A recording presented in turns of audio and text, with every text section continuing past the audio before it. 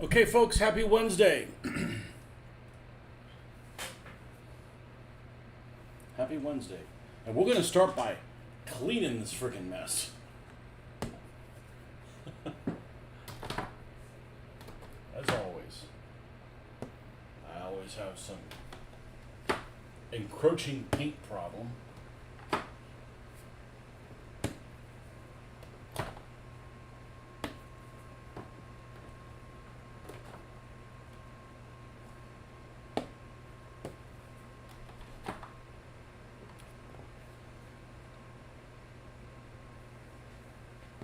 Those don't go in there.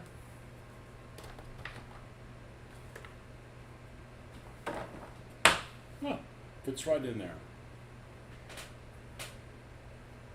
No spot for red. What the what? So we're going to do something we haven't done in a long time. Seems like a long time. We're going to paint some figures. I mean figures because there's two figures here. It's one person, two figures. One person, two figures, one name for the person. Because it's my medic, and we're not going to name the guy he's working on. He's an unknown soldier. I'm sure he didn't do anything to deserve getting shot, but there he is. And we haven't painted an American soldier since a while. I thought this is kind of dull. It's plugged in, but it's not plugged in well. There we go. If you're filming a live show and your screen looks kind of, it's because it's not plugged in all the way.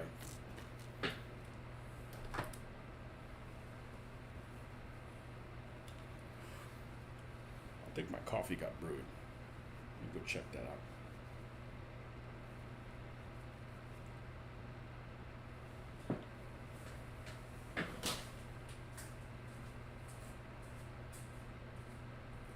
Smells like it.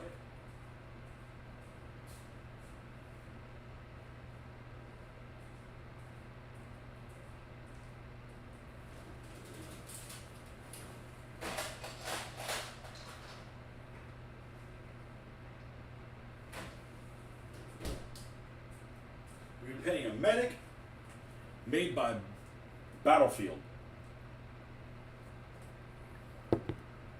By Battlefield Miniatures, which is no longer around. And we're going to take a look at something before we get started. I don't know if it's very useful, but we're still going to look at it.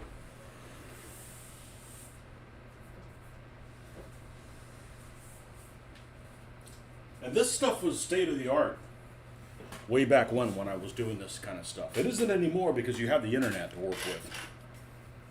But sometimes the internet is just exhausting. It gives you too many options.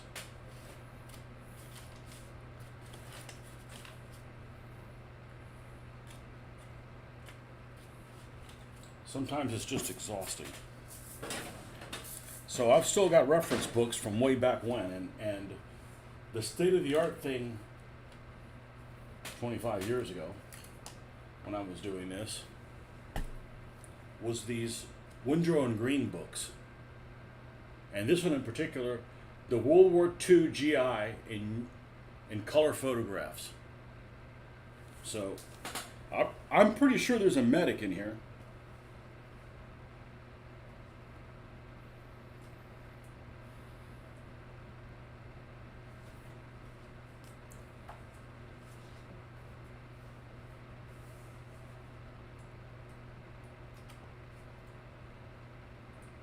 Or medics. Yeah, there. Yes, there are. There's some here, including one of those three-quarter ton or 1 3/4. I forget exactly what those. Those ambulance. I really like the way those things look.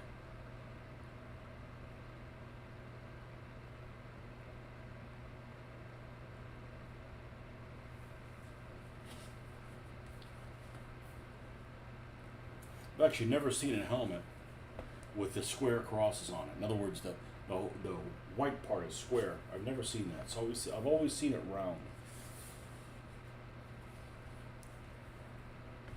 And there's some more.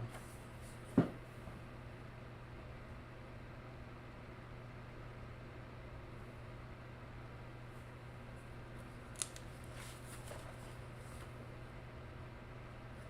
I believe I've never painted a medic before. Not to have anything against it, we just didn't get that far.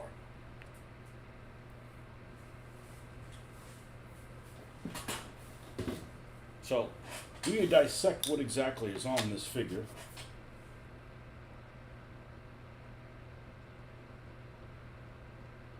I know he's going to have the light colored jacket on.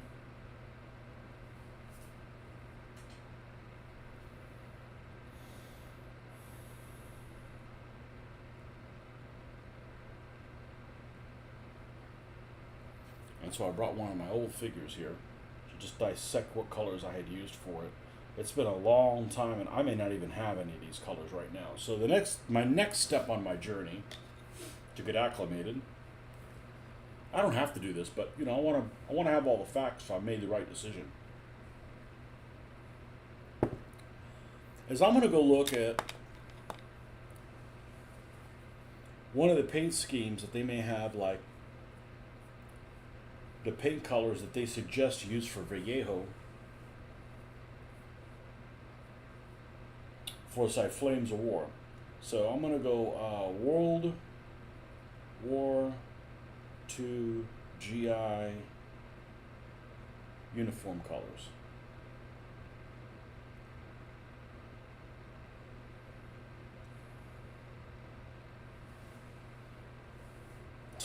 And the first thing that comes up is that book I just showed you guys for $44, pre-owned. I didn't pay that much for it, but I also bought it a long time ago.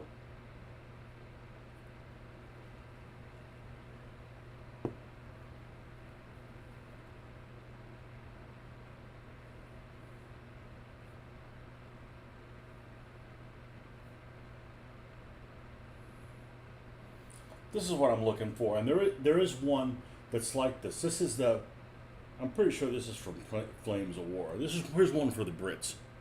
There's got to be one from the U.S., and I'm not necessarily going to go with those colors, but it just kind of gives me a starting point.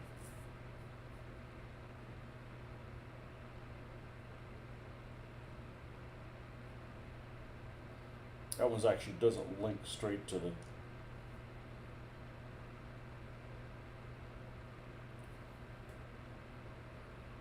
Okay, this uses Italeri Acryl. That's no good. And I can mix them myself. I just want something that's going to give me some contrast. And I'm tired, man. I don't need to figure out more shit today.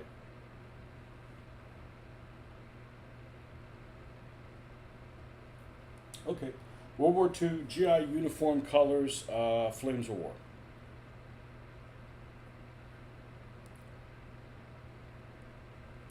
Well, there's the German one.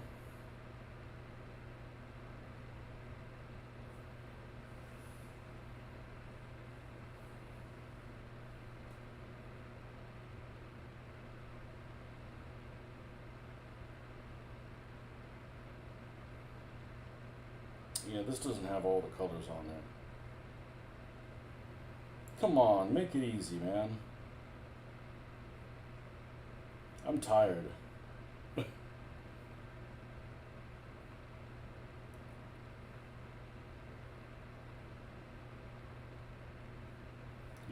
The uniforms that vary a lot, including the German ones. This comes up.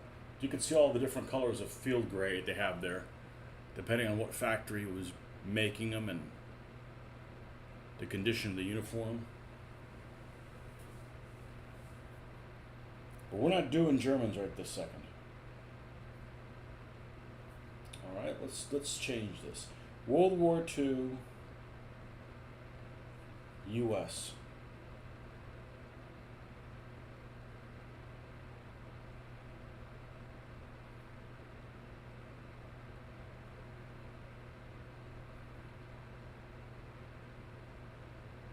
Here it is.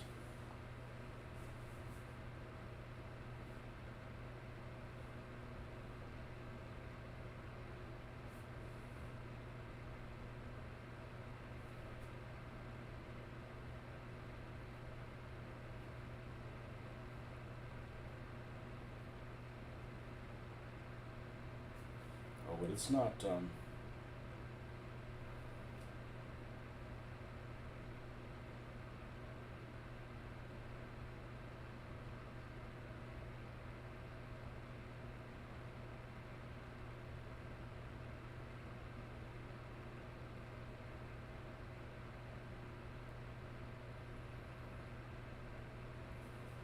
Let's take a photo of this. Come on.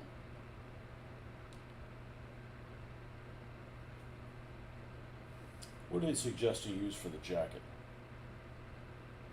Khaki 988. This guy, they show him with the dark green pants. I know that they switched over from the brown at some point. I'm sure they probably used them both at the same time.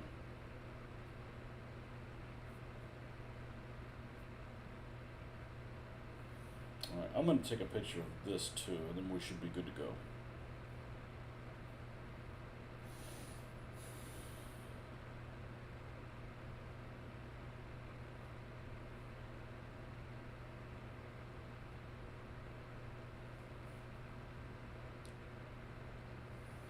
Okay. It'd be interesting to see if both of them have the same suggestions.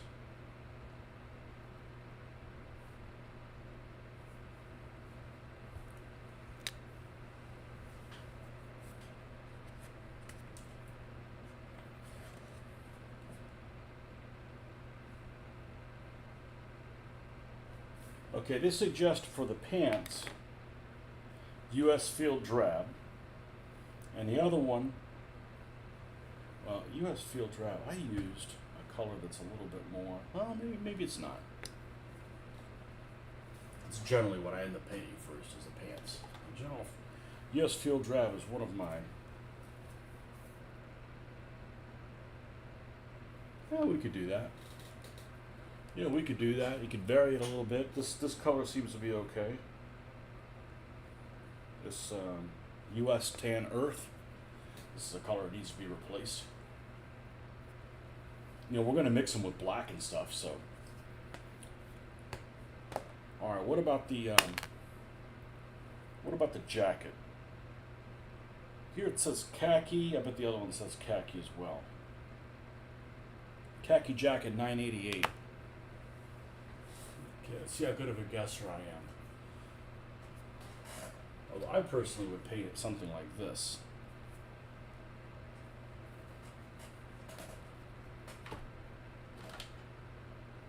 Now that's the stone color.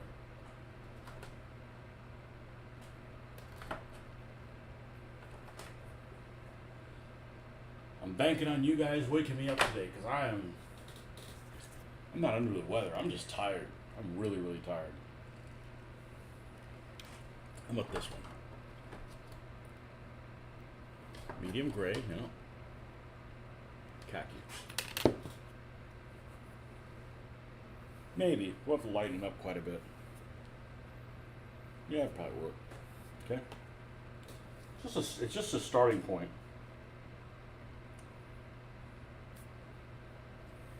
What color do they suggest for the helmet? Brown violet? We're not doing that. I do mine a little bit more green than brown violet. I think it looks better. Anklets, also khaki. Is that a fair assessment that they would be a similar color? Let's see.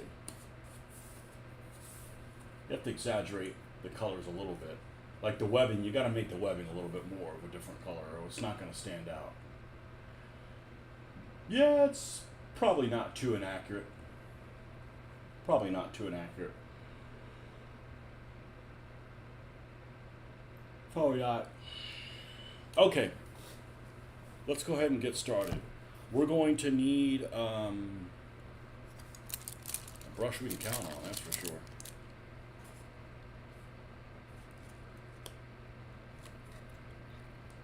definitely going to need this brush.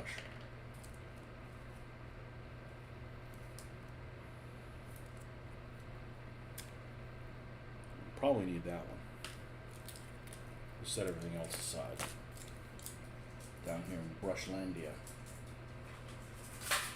No, you know what? You know what? We're gonna keep this one because that brush is holy. I've performed miracles with that brush. Or the brush performed miracles with me. Oh, look at this.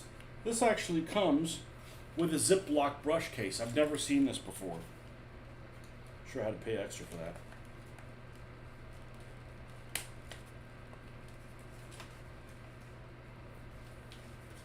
Let's just zip it open.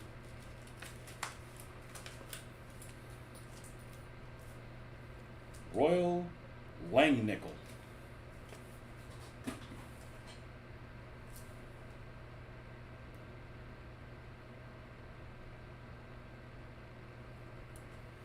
Let's pull that color out.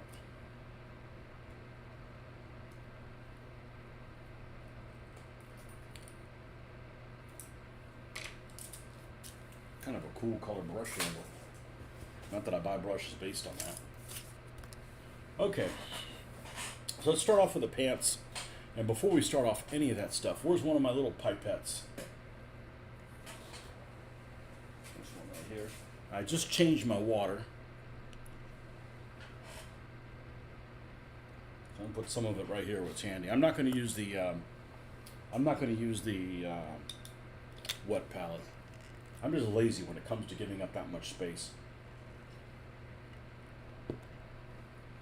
on my painting table.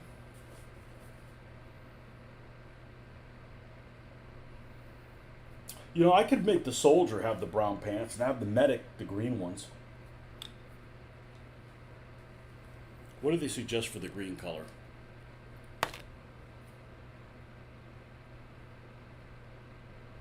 US dark green, $8.93. Probably a color I don't use enough of.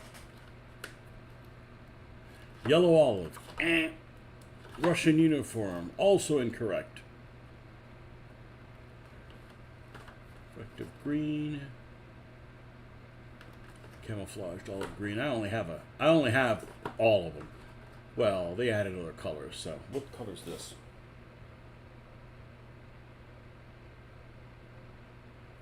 Green gray. That's one of the colors for something else. Was it US dark green? Is that what it said?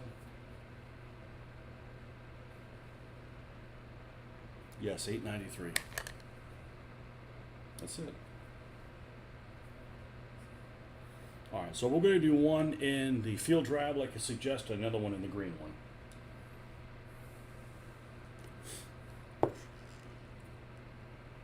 Welcome, folks. Happy Wednesday. We're going to get our usual suspects out here, which is Mr. Black and Mrs. White.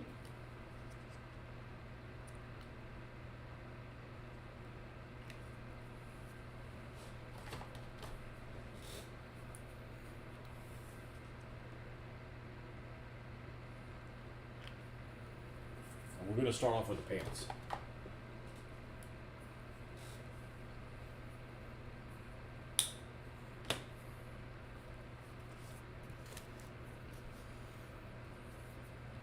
The soldier, oh, shit, before I even do that. No, I added the goop. I can paint the goop in there later. I wanted a goop in between them so I didn't have that issue. We can paint the goop afterwards. I can get to all that pretty easy.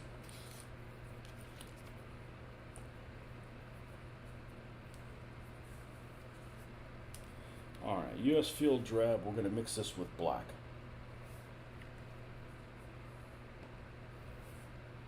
And we're probably going to want to grab this on something that's easier to handle. Say one of these.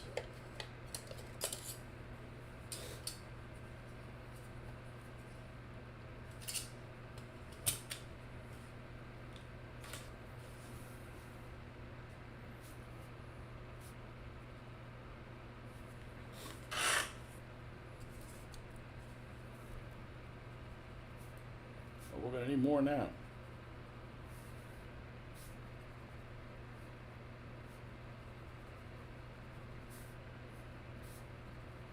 Alright, so we've got a darkened version of that, and we're going to paint the pants now.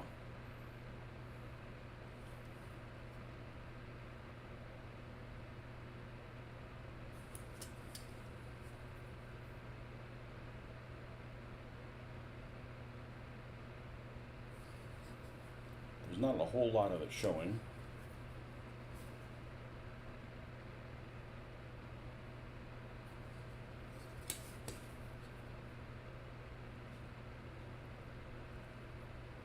Like I said, this is a figure by Battlefield. Somebody said this was from the Bloody Omaha range. Okay, that's his arm beside there, his hand. That's all that's showing right there. So now we're going to come in and we're going to lighten this color up some. And we're going to paint some of the highlights shown.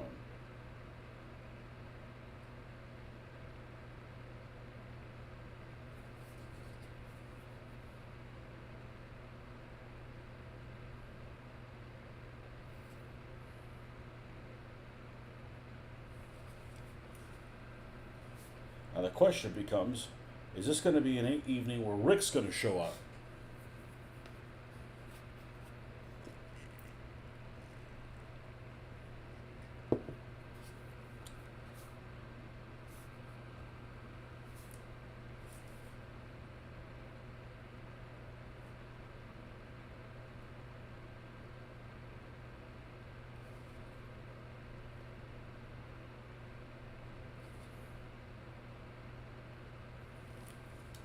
Because there's something I got to run by him.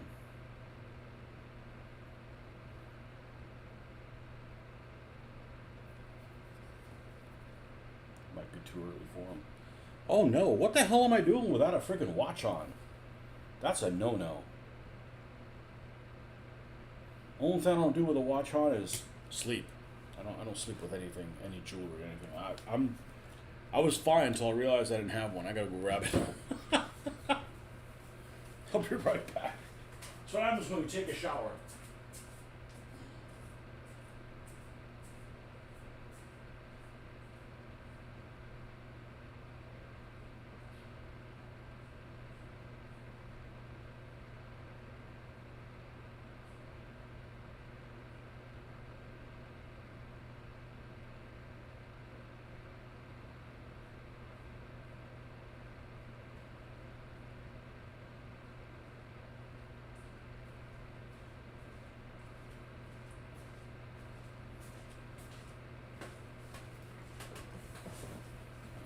I don't know if I got the right chat on. There you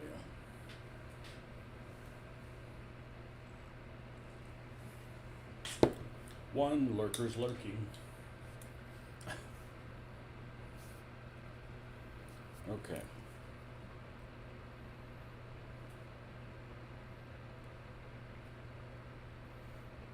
I hadn't painted a figure in a long time, and then I painted that AT gun crew. And I was on a roll, man. I was on a tear. I was ready to paint some more figures. And then my tanks came from Miniature Tanks Company. I wonder what a company called Miniature Tanks Company makes. Granola bars. Thank you, Captain Obvious.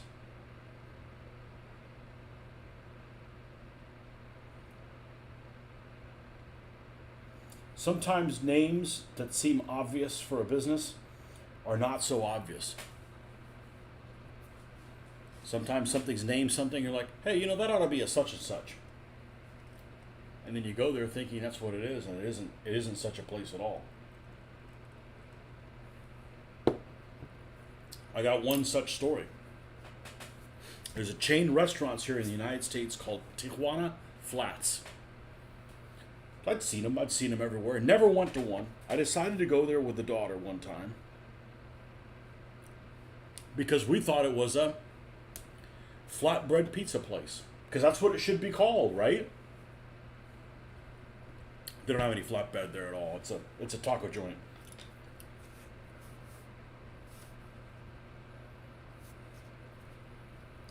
Well, then don't call it something flats.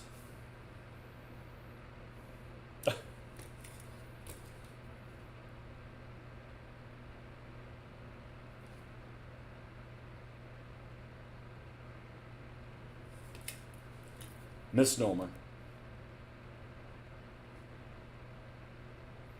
Mexican flatbread, that's what I figured. What else would it be with that name?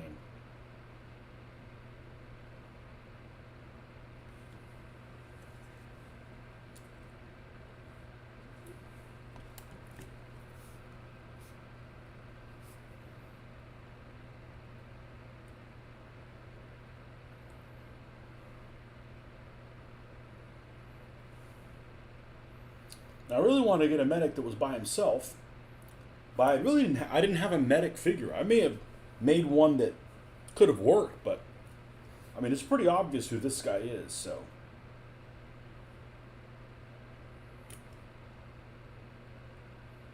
we'll just have him drag this body around, even though the body's not there. That could be his blow-up doll for practicing, for loneliness.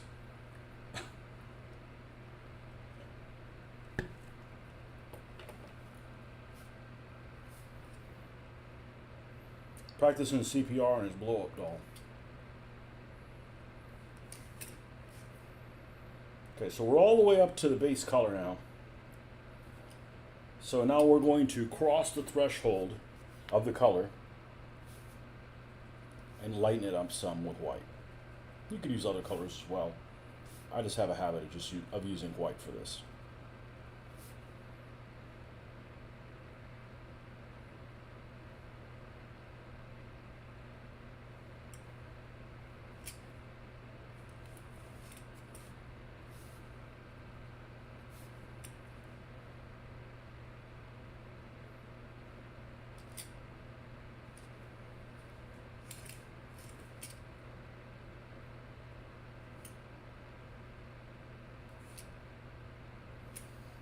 And now his pants are pretty much done. Okay, so we'll rinse that out.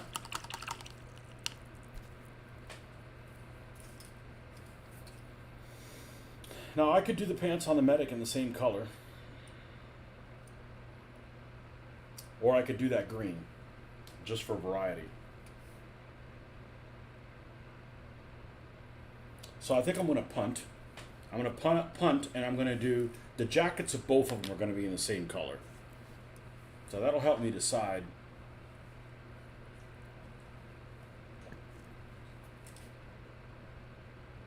what exactly we're going to do. And that's this jacket that the GIs wore. Okay, you guys see that? I was thinking it looks like a members only jacket.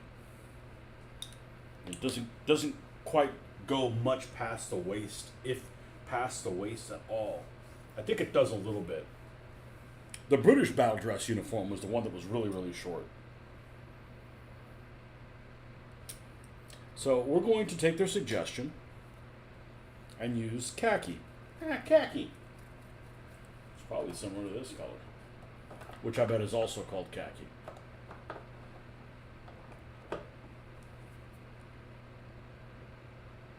Yeah, but we can use this one for equipment.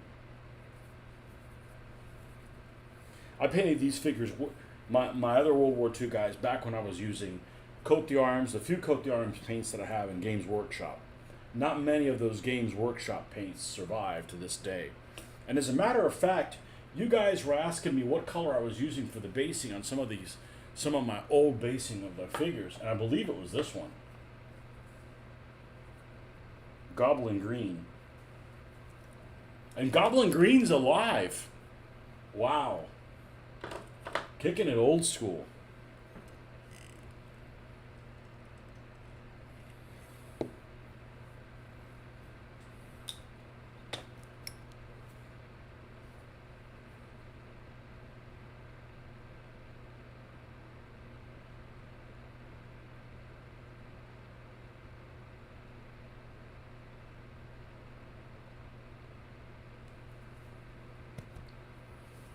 So let's just pull this out. See what this looks like. What's up, Marcus? Yeah, we're paying us a medic, man.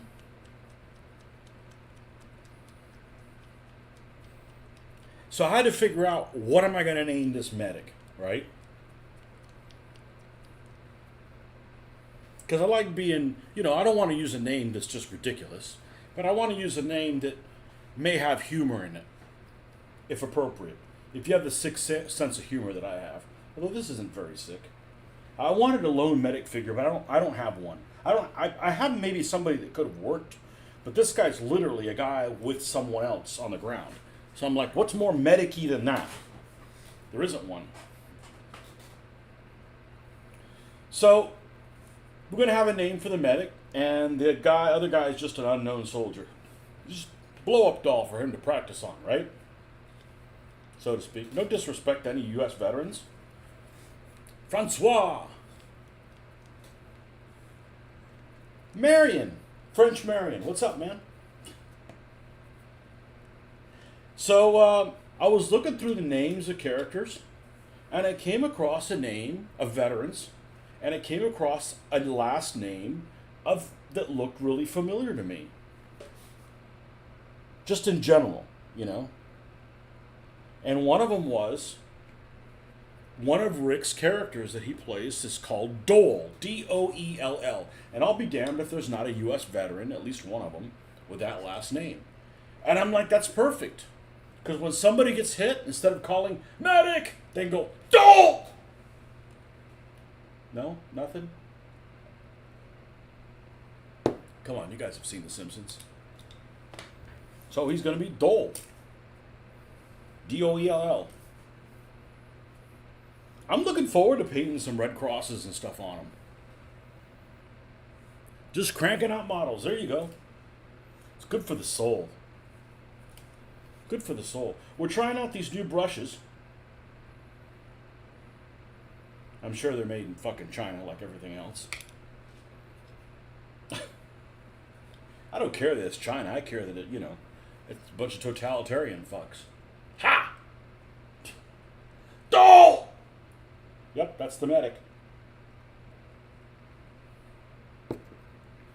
Yeah, I was specific. I didn't just pull names out of the sky. I mean, I could have, but the only catch with my names is you're never going to have. If you have one Smith, there won't be another Smith.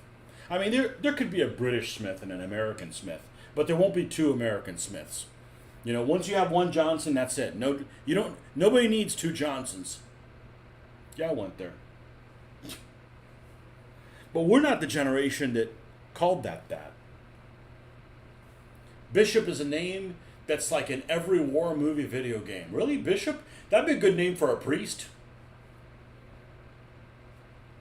Bishop! I'm not the bishop. Like when you have a sergeant, don't call me sir. Don't call me bishop, my son. Bishop, really? Is that a common name?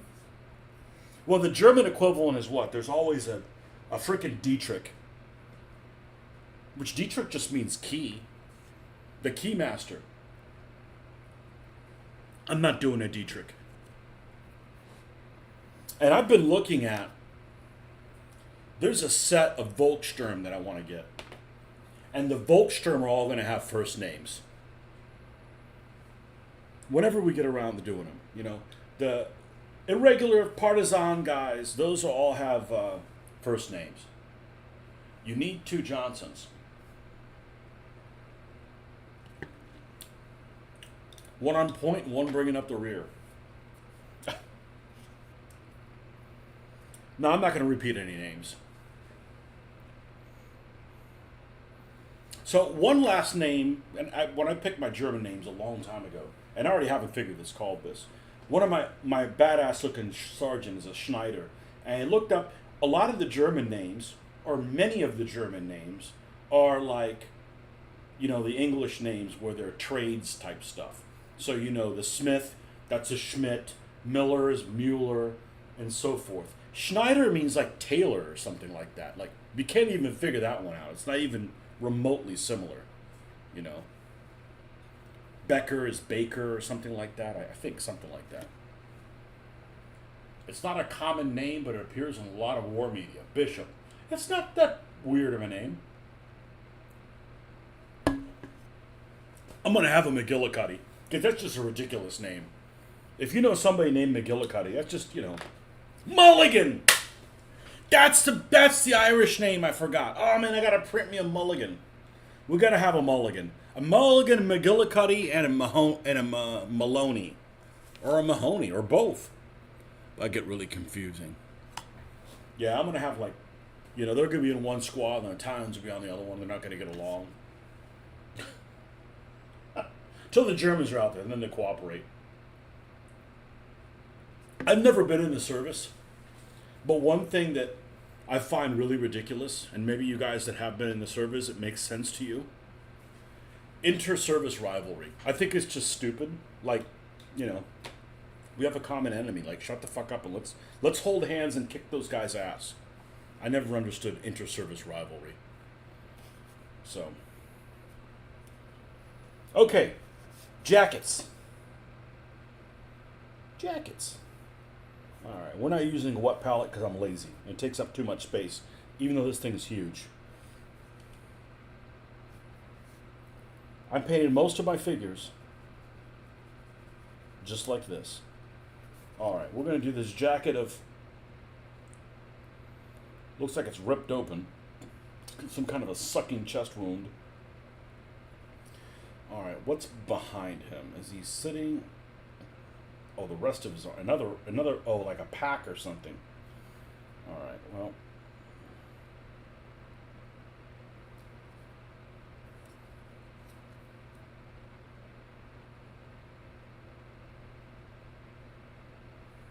Yeah, so like my Italian guys, I defined Italian American last names, not Italian last names from Italy, because the Italian last names from Italy are a lot more refined sounding, and that might be just because they came over on Ellis Island and they're like, we can't say that long ass freaking name, so you got to cut it down a little bit.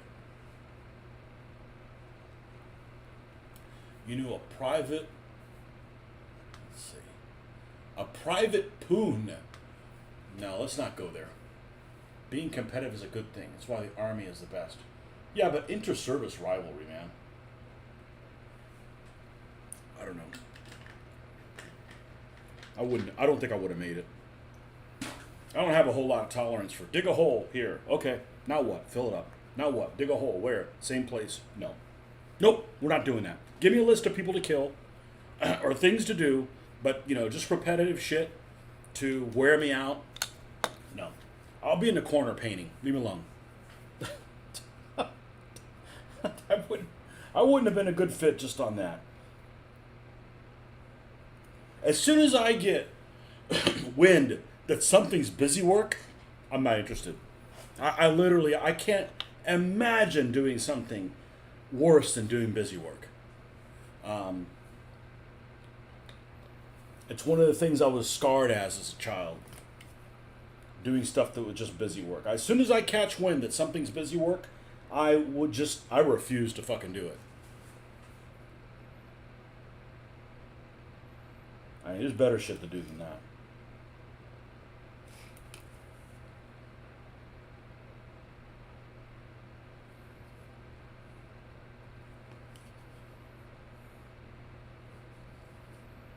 As soon as I catch wind, if there's something you're just doing it just to do it, no. Nope. Get somebody else to do that shit. I'm more useful. Alright, we're going to have to... Let's see what we got in here. That's some kind of a bandage. I don't know that I'm going to actually show blood. Not that I'm opposed to it. I just don't think it's really necessary. I think that's enough. I don't know if I'm going to paint his pack, what color I'm going to do. So let's at least put that as a base color on that. And that should be all of his jacket showing. Remember, this is the jacket that the U.S. had, which is, you guys weren't on, but it reminds me of a members-only jacket. Remember those things? I didn't have one. I didn't have any cool clothes when I was a kid. Well, I didn't have any trendy clothes in the 80s. Because you wore whatever the fuck they bought you. But it's that jacket that's not very long. So whatever they call it, M1941 jacket or whatever. and they freaking used it everywhere, whether it was on North Africa or something like that. Um, almost every army had some kind of silly part of clothing that was like, man, what the hell are these guys doing this? You know, you got Panzer crews in 1940 wearing a freaking tie. Like, what the hell is wrong with you? You have a tie and a freaking baker's hat. You know, like that little squash baker's hat. Come on, we can't take you seriously. We can't take your blitzkrieg seriously. Now, this jacket is going to be the same color that this other guy has, but we'll paint them individually.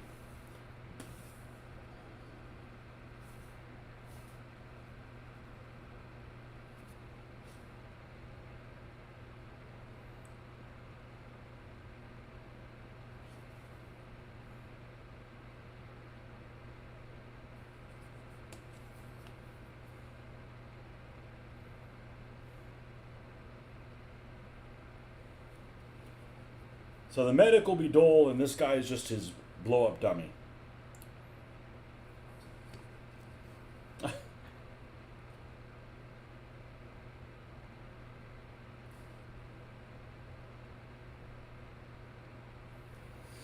So one of the things I'm going to do is I'm going to have to get this guy painted. He's going to get one of these Jeeps that I just painted up.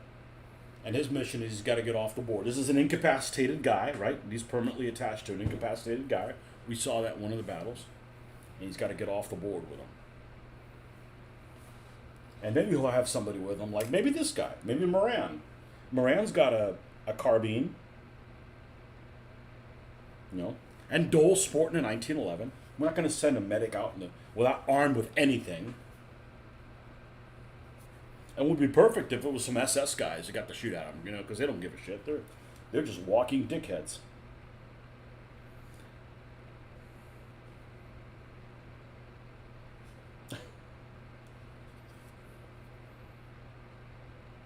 Nobody gonna stand up for the SS? The defenders of Europe! Okay, asshole. They had cool camo.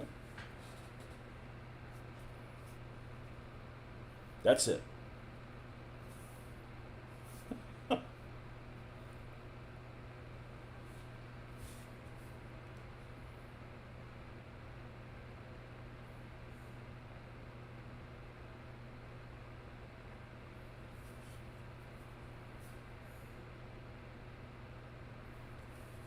I wanted to paint yesterday, didn't get around to it. I was like, hey, then we'll go watch the debate.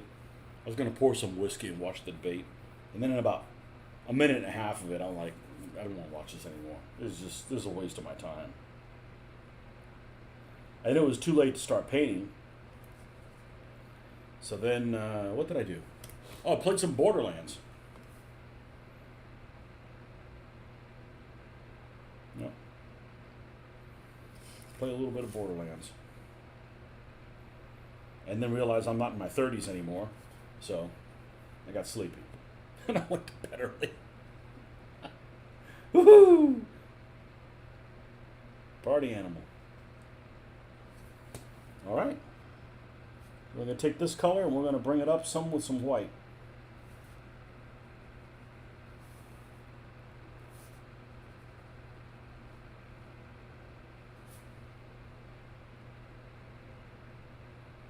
There we go. Now it's starting to look like that. Now it's starting to look like that color.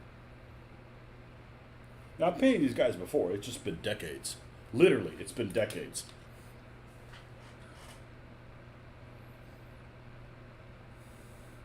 You got some painting done yesterday?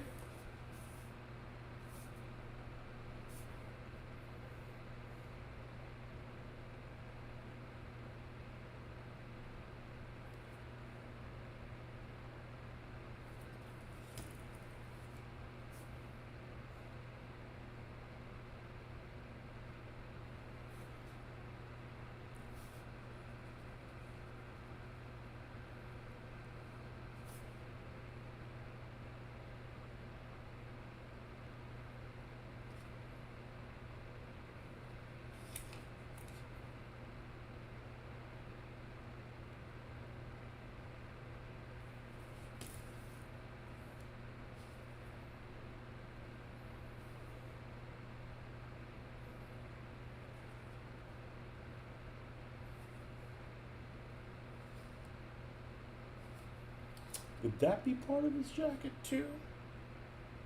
Yeah, I guess that's probably part of his jacket where it got torn open.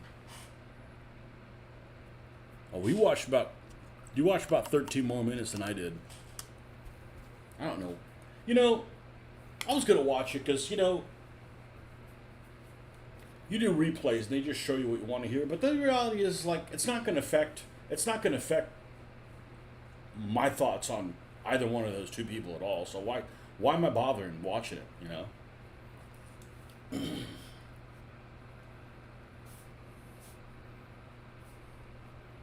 Oh, damn, I better pay attention.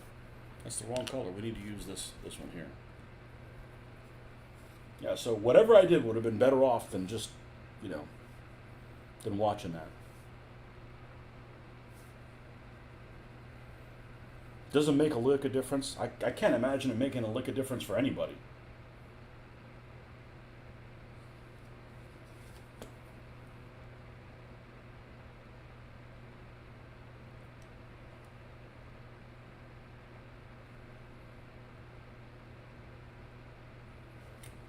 It's so late. I mean, if you watch the whole damn thing, the first one we sat there, watched a little bit. I'm out, and then the girls got hooked on watching it.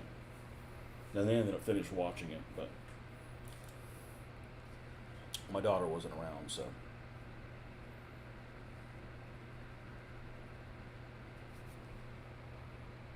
Now I'll do something else. I'll do something else. I'll watch something more positive. So.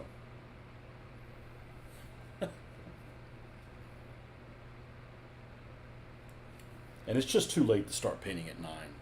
It is for me.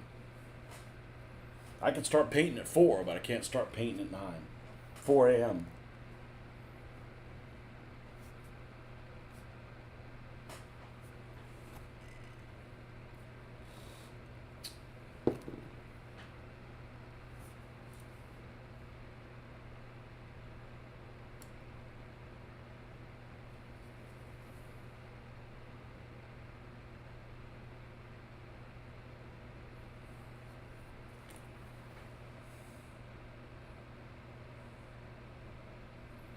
You're looking to be inspired. That's what he went back to painting. Yeah, you weren't inspired.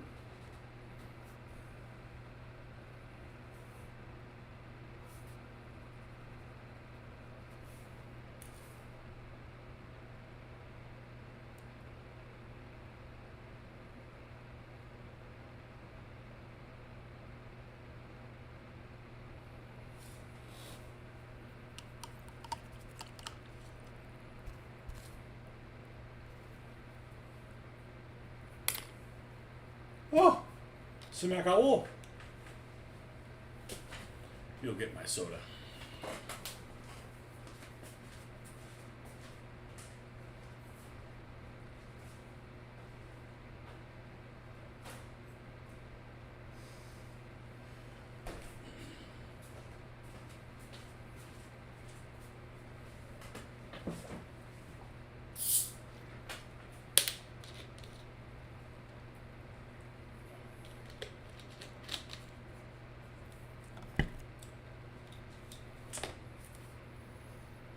All right. So what we have left on him, on the wounded guy? Obviously, whatever his bandage stuff is. I think they call them leggings, which is a similar color to the khaki.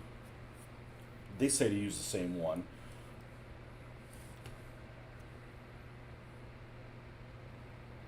I guess the boots are brown, but I'm going to make them really dark brown so that they pop. This guy's got leggings on him. Let's bring up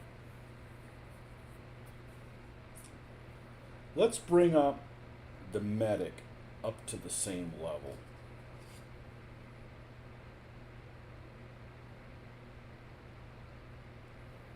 The medic has some weird stuff on his back that I don't know that this is going to solve my questions. But I've seen medics where they have almost like a bib. Almost like what do you call those? An apron. What do you call those? Yeah, I don't cook. Why the hell would I know what the hell an apron is? Like an apron on the front that was like actually front and back and white. But none of these guys show it. Of course, I'm not looking all the way around. Does this guy have an armband? Because if he does not have one, we're going to paint one on him.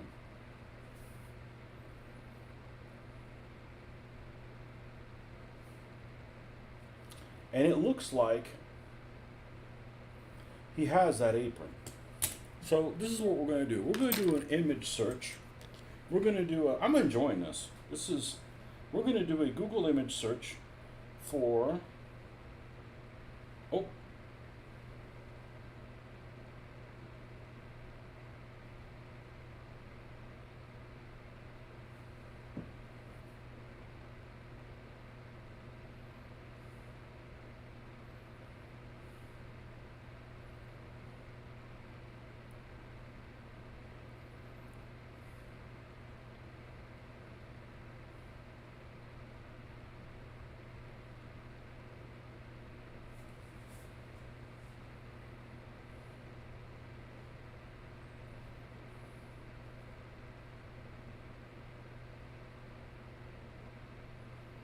okay. So let's do an image search for U.S. World War II medic apron.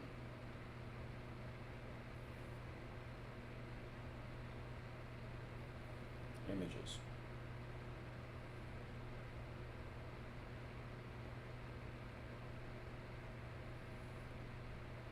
Yeah, something like that.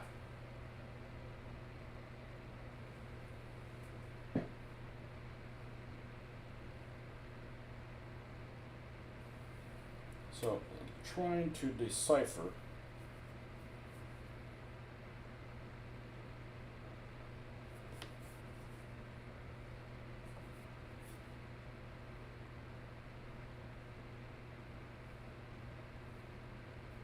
Okay, U.S. World War II medic uniform. Medical kit for sale. Okay, let's go to run images. Okay, cool. All right. So let's look at the back. Okay, this looks like this type of a harness that this guy has on the back. Okay. Okay, fair enough. All these things look similar.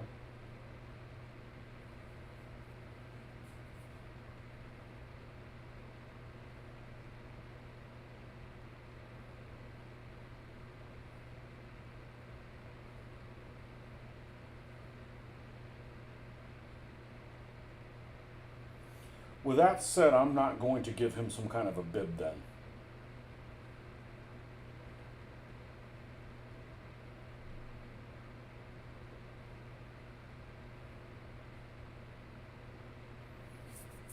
Now, I don't know that there's any consistency about the armband on which arm it's on.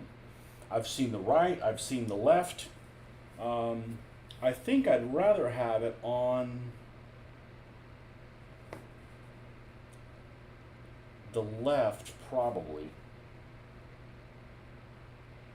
So we'll paint that on. That's easy enough to do.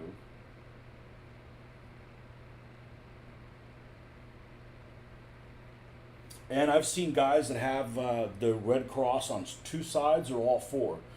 All four looks like, man, way over the top. And I just mean obviously, if you're the guy, you want to put it on all so you can be seen. But, I mean, is it going to be like, too clownish to have it on all the sides? Maybe.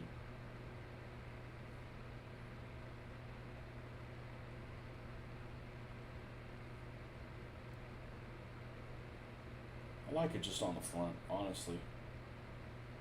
Do something like this. That's what I'm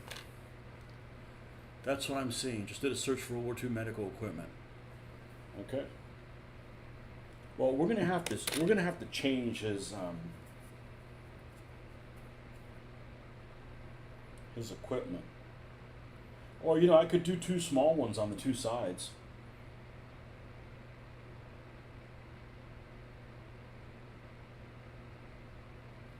This is what we're going to go with, something like that. So I'm going to use the same color brown for his pants, but I think we might tinker with it a little bit, as I like to do.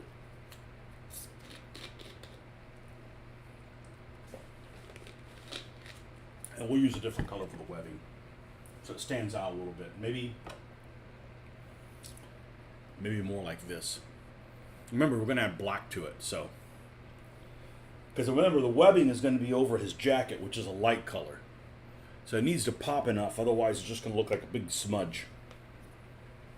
Like, yeah, you like the color I painted the webbing? I can't even tell it.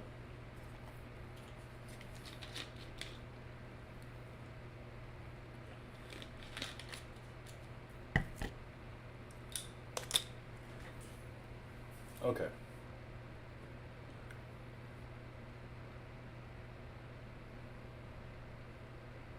Oh, let me pick your brain, Marcus. Pants. You know, eventually the field drab, the brown colored pants got replaced by the green ones. I know there's a time when both of them are used. Do you know when this started being more common, the green pants? I mean, I think Normandy's too early.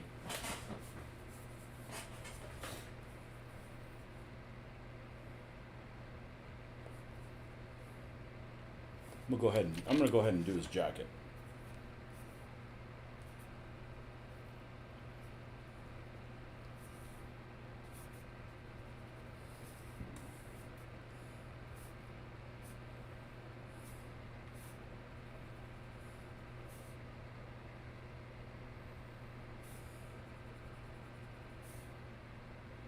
Oh shit, I need to pay attention.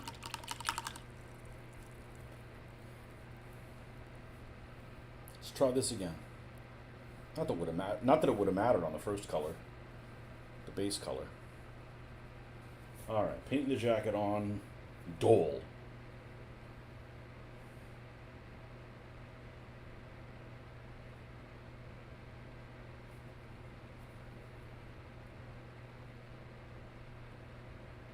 I remember when I first started looking at how to paint things back when I couldn't paint. I would say, paint in outwards. No, I don't believe in that. I think you should, because I can reach at everything.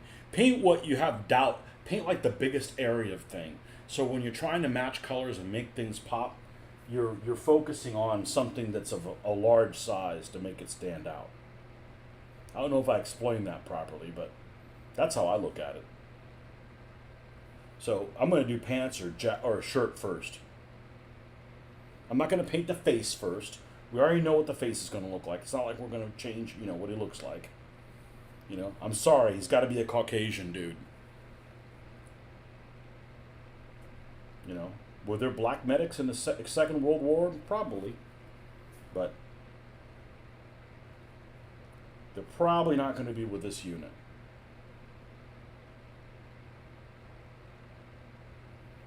Now, I don't know what's across the front of his chest. I don't see the openings of this. So I'm not going to assume that it is part of this jacket. That harness has got to go to something, and it almost looks like it goes across to a vest. It's starting to look like one of those medieval figures that I have. I'm trying to figure out, okay, what exactly is he wearing, you know? Decipher it as you go. Think later, 44, 45. Don't know for sure. It seems like some of the soldiers Hurtgen had that. Okay, well, we're gonna paint him brown, just to be safe.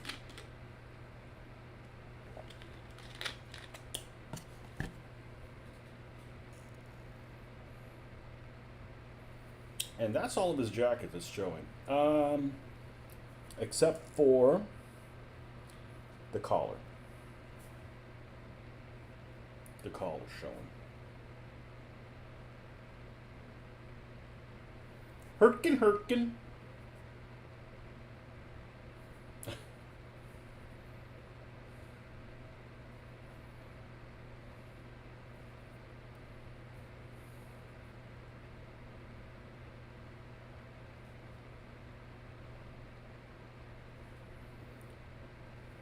You weren't on here the other day when I was talking about I need to paint things not for scenarios but for vignettes. Vignettes of combat. Like, what would happen if this guy like got in a jeep and had to drive through like a guard post where it was like 3 riflemen shooting at him? Like, what would happen? I don't know. Let's put it on the tabletop and find out.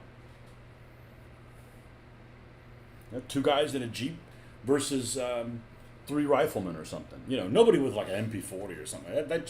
That could get ugly. Vignettes of combat.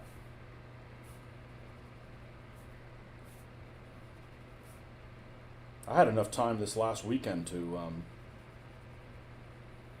play a game or several games instead of painting, but I think I made the right decision. It's not like I can't paint whenever. It's not like I can't play whenever I want.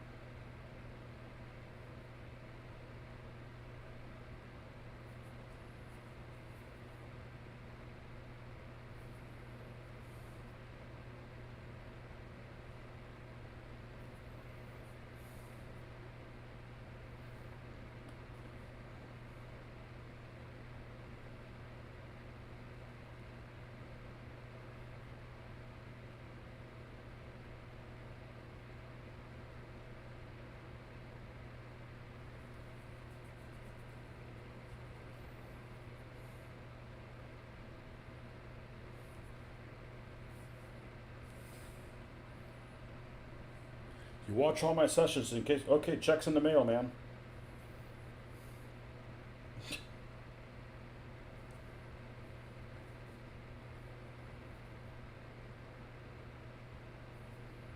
Okay.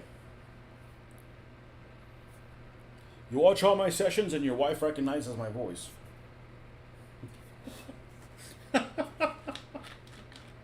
The funny thing is, after you do your own videos, it doesn't take long to not be like, ooh, that's what I sound like. Now I'm used to it. Now I hear it all the time. Because nobody sounds what they think they sound like, because you hear your own voice inside your own head. It's muffled or different. And you tell people, I don't know that I sound like that. They're thinking, you're crazy. You've always sounded like that.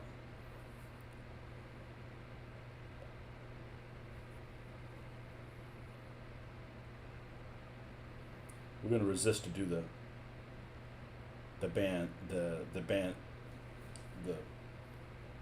whatever you call it, the arm band. Yeah, that's going to be fun.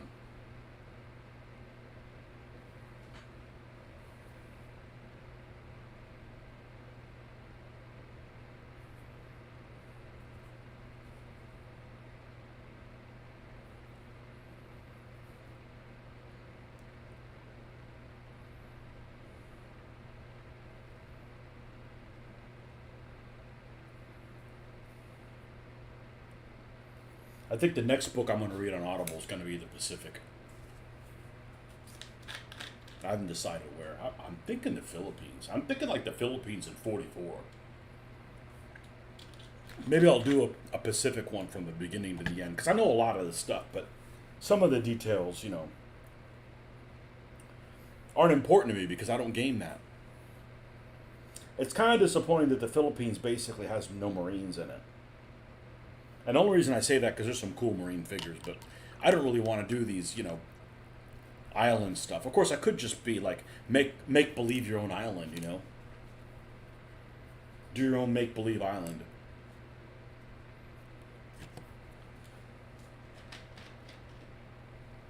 Oh, you never heard about the landing on such and such? Oh well, here's the story of it.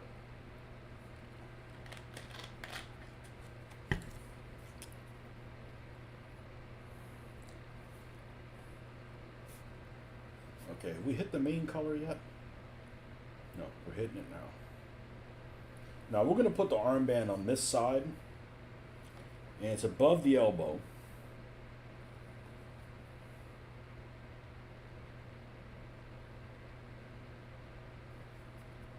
So we're just kind of pre-setting that up. There's no reason to paint over that if we're going to have.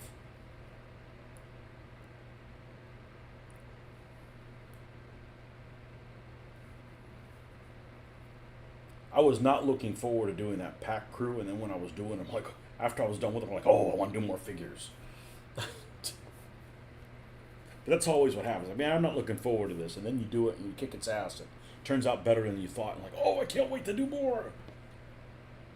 That's good. That's how it should work. I tell you what, I'm dying to paint a piper, a bagpiper. Mainly because I want to go, in the middle of a game, And there's no good reason to do that. Unless I'm having a seizure or something.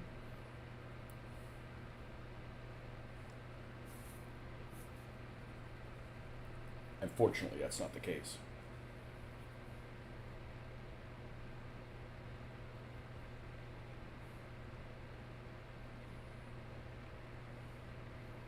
So we're going to focus on vignettes of combat. At least for the time being. I want to see what a flamethrower does. Bait one.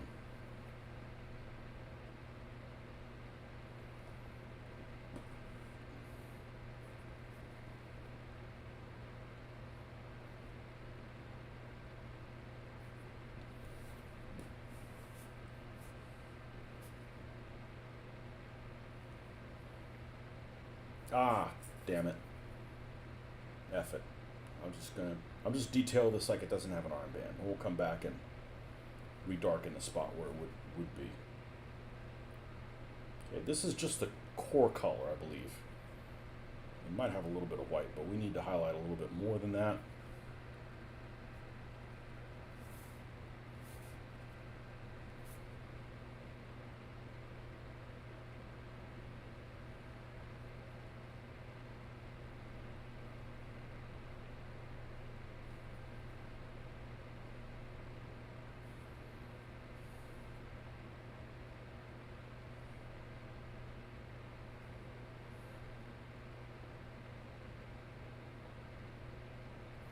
So this guy's always going to bring his blow-up doll everywhere he goes, although we're going to be treating this like it's one person.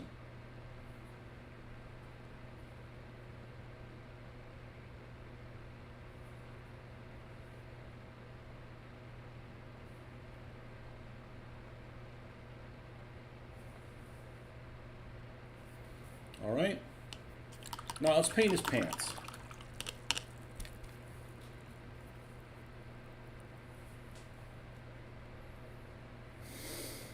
Let's paint his pants. So, is this still alive-ish?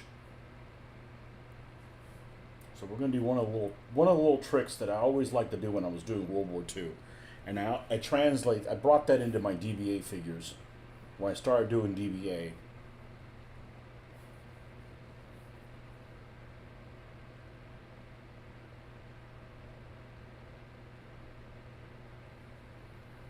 So we're going to paint this guy as normal.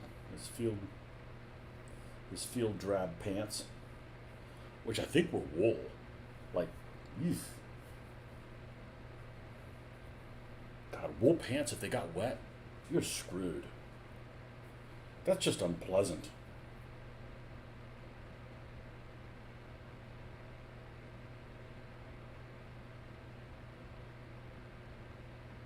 So what we're going to do is we're going to highlight it before we get to the base color. So in other words, it won't be as full color. I think I'm going to do that. Maybe I won't do it on this one, because it's kind of hidden anyways, and we need to give him some kind of a color. Maybe we'll do it on a different GI.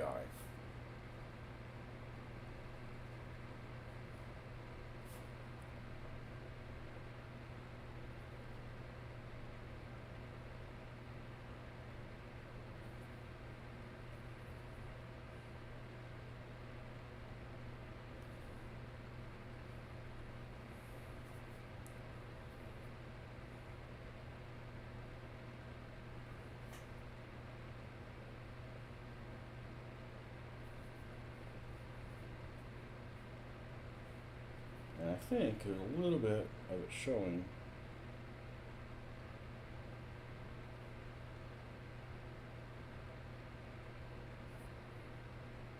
Back in there.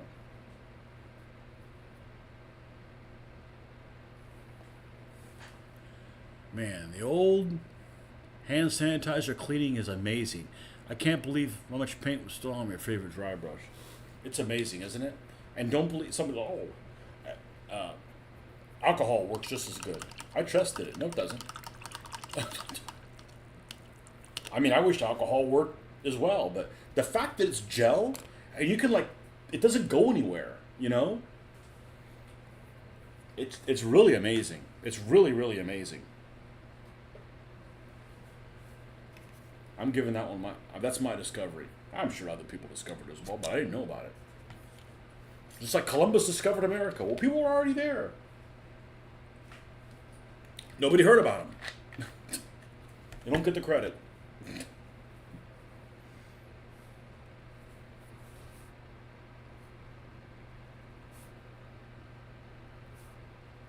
I find something cool like that. I don't want to keep it to myself.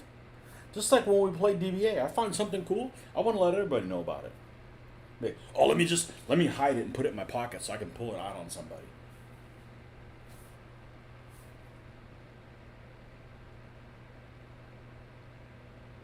Like, nope, that's not me. Besides, I gotta keep those. I don't want to keep shit to myself, man. I want to tattle on myself. Okay, so there's his pants. Now, what are we gonna do with these? What are we gonna do with these? We're gonna do the boots first. Then we'll do the leggings. Oh, the leggings is. I wouldn't call them leggings because I don't want to see dudes in leggings. You know what I'm saying? No bueno. Let's grab. What?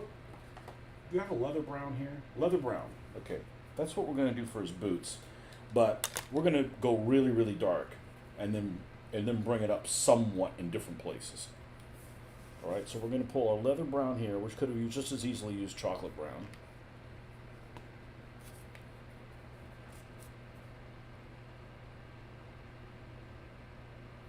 And like I said, this guy's gonna have a 1911. We're not gonna send medics in here unarmed. Now you better not start any shit, or they'll, you got some medic that's firing at people with a 1911. People are going to say like, screw the medic, we're firing back. Hey, that's fair, right? But don't start plunking at the medic. Not cool.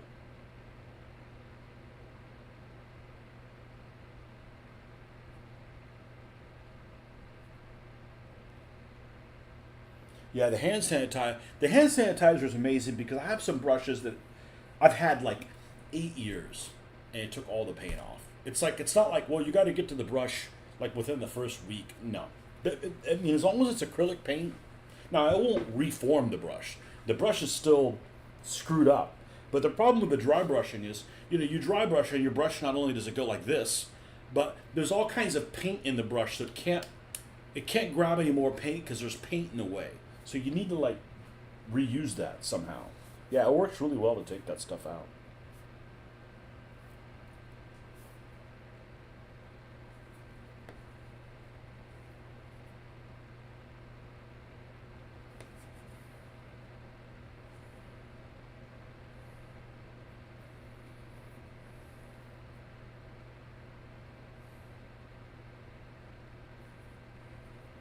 Can't wait to paint the flesh parts because that's what I really like is doing the faces and having them come to life. I remember when I was doing 1/35th scale modeler, I'm like, oh no, I absolutely hate doing the faces. Well, because I wasn't any good at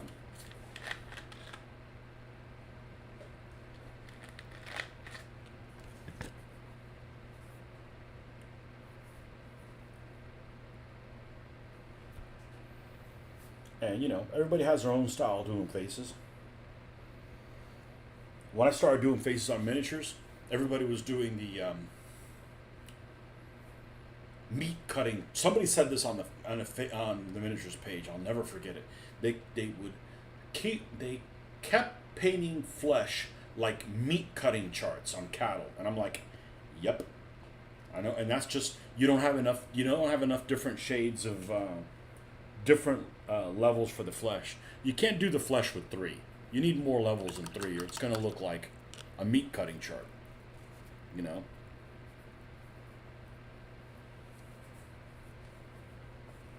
I didn't come up with that term. Somebody else did. I wish who would have come up with the whole anything larger than 20 millimeters playing with dollies. I don't know who the hell got credit for that, but I don't know. I don't know who the hell it was.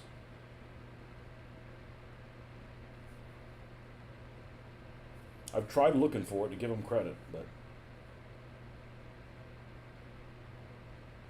I did a search the other day on it, and I came across so many threads about how it's just basically a troll zone. Didn't used to be, but now it's just too clunky of an interface for me. I never go on there anymore. There's better sources.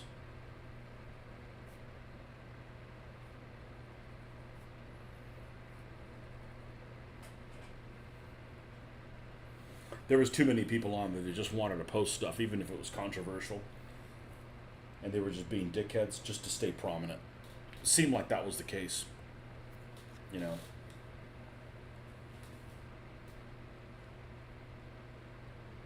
Someone who could paint.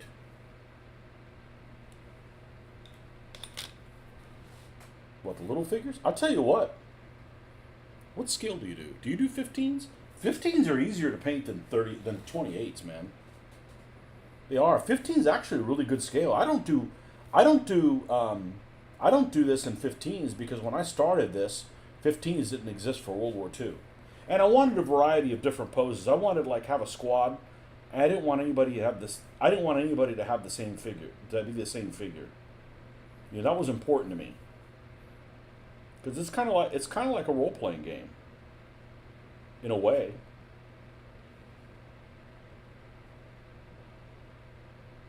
Now I'm like, I could have multiple figures that are the same, you know. Just keep them away from each other, you know.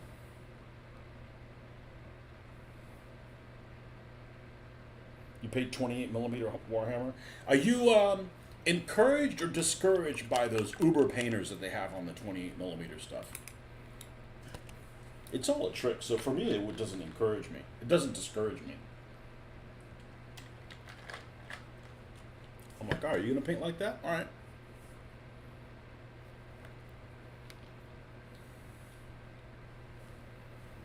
Okay. Now, I know they say to use khaki. I'm not going to use khaki. You're not the boss of me. we're going to use something like this, green ochre, something with a little bit more inspired. There you go. Good. Now, they have some brilliant people that paint 20 millimeter stuff. I could do it too. Man, I don't have 10 hours of my life to spend on one figure. That's what it would end up being. Like, I'm like, okay, I could do better. So if I can do better, I'll do it. But then that just means there's less figures to painted. I do not like the large vehicles, though. I don't like the large vehicles. It doesn't work for me because, you know, I want to play in 1-to-1 scale. So, you know, if my vehicles are significantly bigger, then my board is a much smaller part of the battlefield. At least for me. But this is way too wet. You're going in the garbage. I believe this might be the old green ochre, which is I've had forever and a day.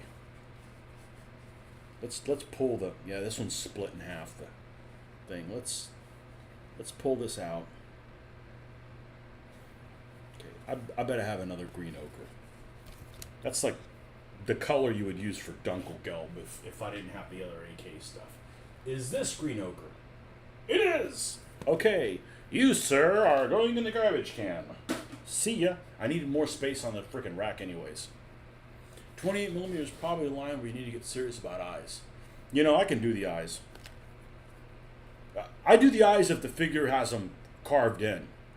Like, you know, if somebody puts the eyes in, you kind of have to do them. Otherwise, I just don't think that they're that important. But I don't struggle with them that much. But I can definitely see eyes being a bigger struggle for people than faces. I don't think faces are that big of a struggle once you kind of figure out how to work around it. Faces basically turn the figure into a figure. Like, you get to see what they are. Oh, it's a person. Oh, okay. This is what we're going to use as the base color here for the... These things are really impractical. So once they went to a late war boot, that's much more practical.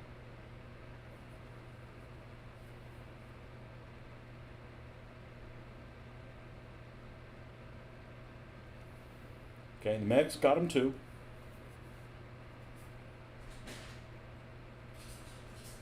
Oh, I gotta grab my door now. Hold on 1 second.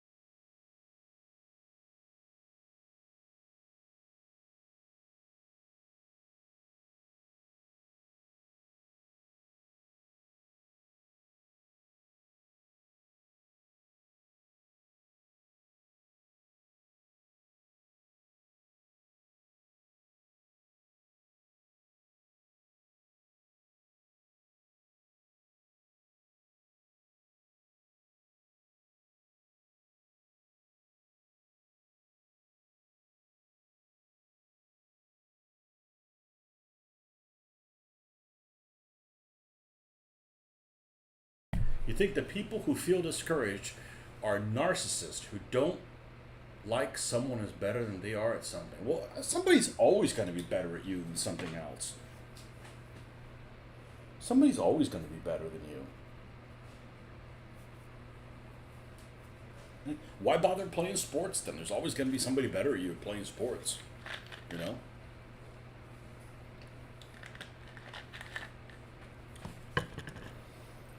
Although I'll admit, that's one of the reasons I use for not playing golf. 'Cause I've had multiple people say, hey, you want to go play golf? I'm like, no, because people that are really good at it have done it their whole life, and they get to play for free.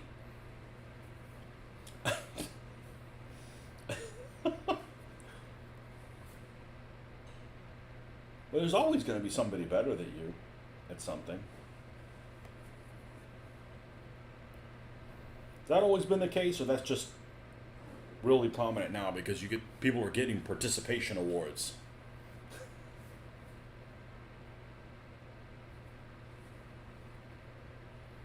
And you find out somebody that does something better than you, that's your opportunity to go, oh yeah, I'll show you. I'll dial this up to 15, you know? Nobody's better than you at making milkshakes. Oh, I mean everyone. Well, the problem with a milkshake is to get the suction thing going, and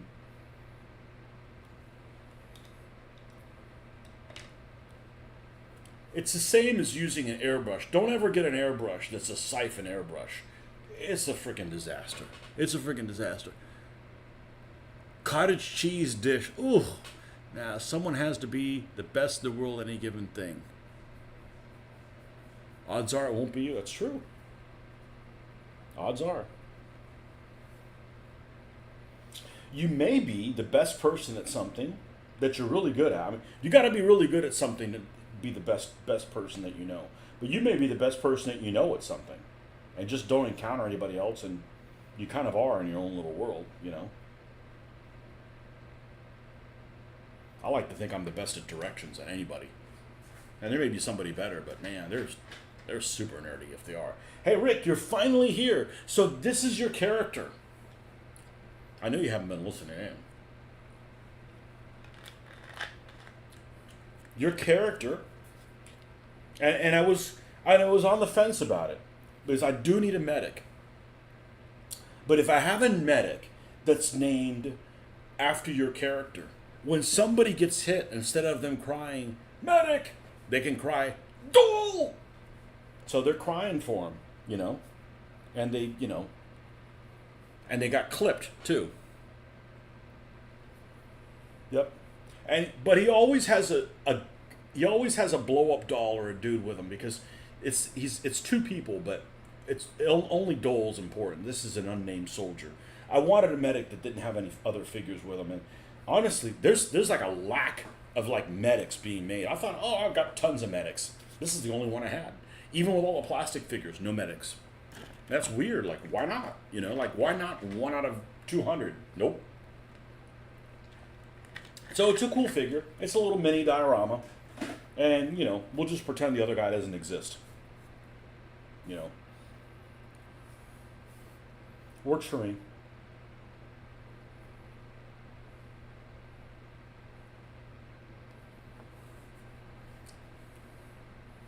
That way somebody asks, hey, do you know where Dole is? He's the guy that's got his arms around another man. There he is, right there. It's the only medic I had. You know, he's a cool figure. And yes, he has a 1911. We're not going to send a medic unarmed. That's just stupid, okay? Americans aren't that. There's only one Desmond Doss, and this isn't him. You know? I was the best painter, that is until someone started posting models online. That's true. But you know what? That made us all better. That made us all better. There's no doubt about that. That improved a lot.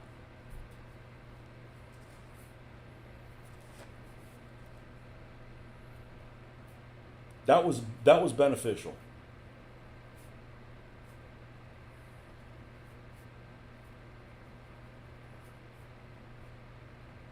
So this guy's going to have a Jeep, and he's got to get this incapacitated. If you watched any of my videos in the game, incapacitated happens, unfortunately, quite frequently. So somebody's incapacitated, and he's got to get him onto the Jeep, and the Jeep's got to run a checkpoint.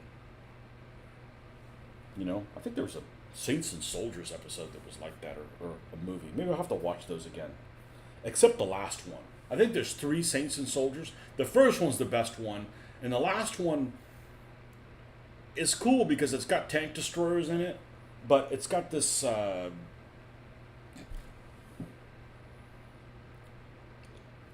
you got to see it. It's got modern situation in there. It's just kind of weird, but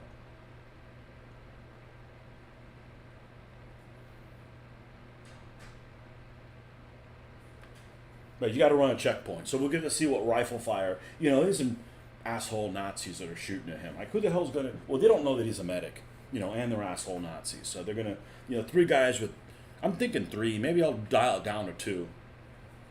You know, we're gonna do combat vignettes so we can see. Okay, what does rifle fire do to basically a Jeep? I don't know, and I don't want to like read the rule. I want to like put it out there, and you know, and let's see how it gets handled.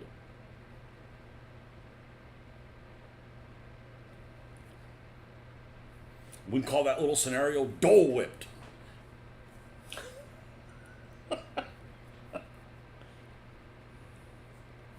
Hey, I'm only going to have one American medic for a while, anyways. It's gonna be him, man, front and center, and that's a legit 1940s U.S. serviceman last name.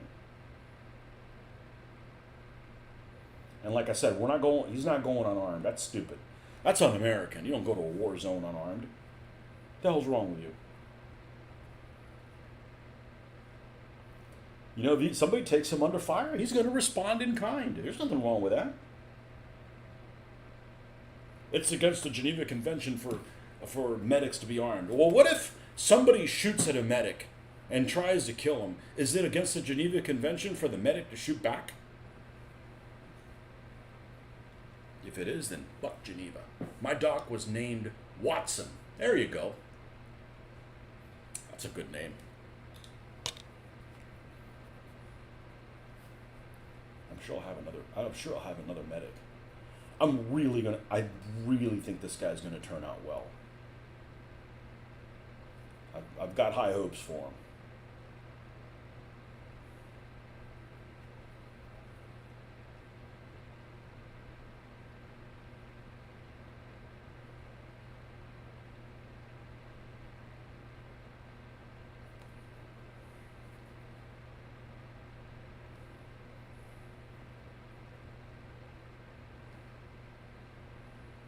Where'd you get that name from, anyways? You just pulled it out of your ass, or was it somebody you knew named that, or you just rolled the dice? And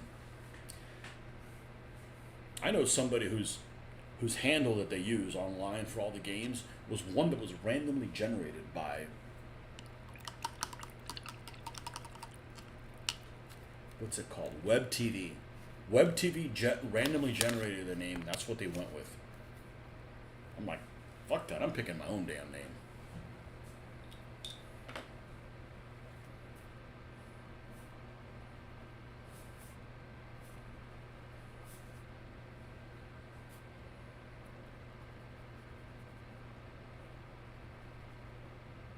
All right, that's about where we were. Let's add some white to it. That's about where we want to be. Okay.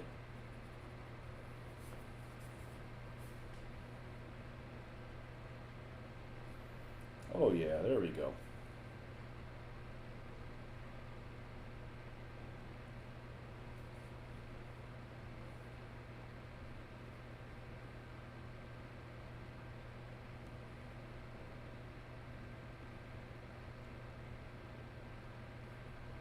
So I was reading, were medics armed? He said generally they weren't supposed to be. He said, but in the Pacific they even carried carbines. Yeah, because the Japs are gonna. Japs don't give a shit. The uncle of one of the main characters, Emperor Dole. Oh, uh, Legend of Dragoon RPG for the original PlayStation. The uncle of one of the main characters, Emperor Dole. Well, your Dole has two L's, right? And that's, if yours has only one L, this guy's got two, because that's a legitimate name. A legitimate surname is Dole with two L's. So, although they might be, otherwise it'd be Doel. Happy Doel to you.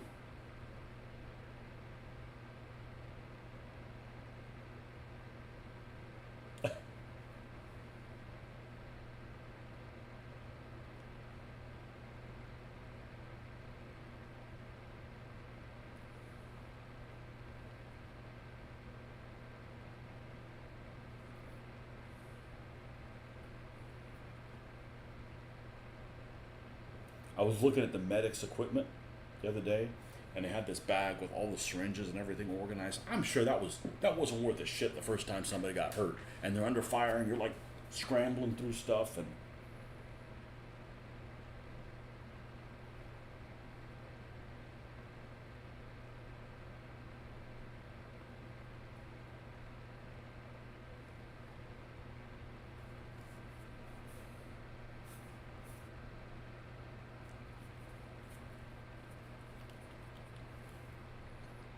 let's highlight a little bit more, just a tiny tad more.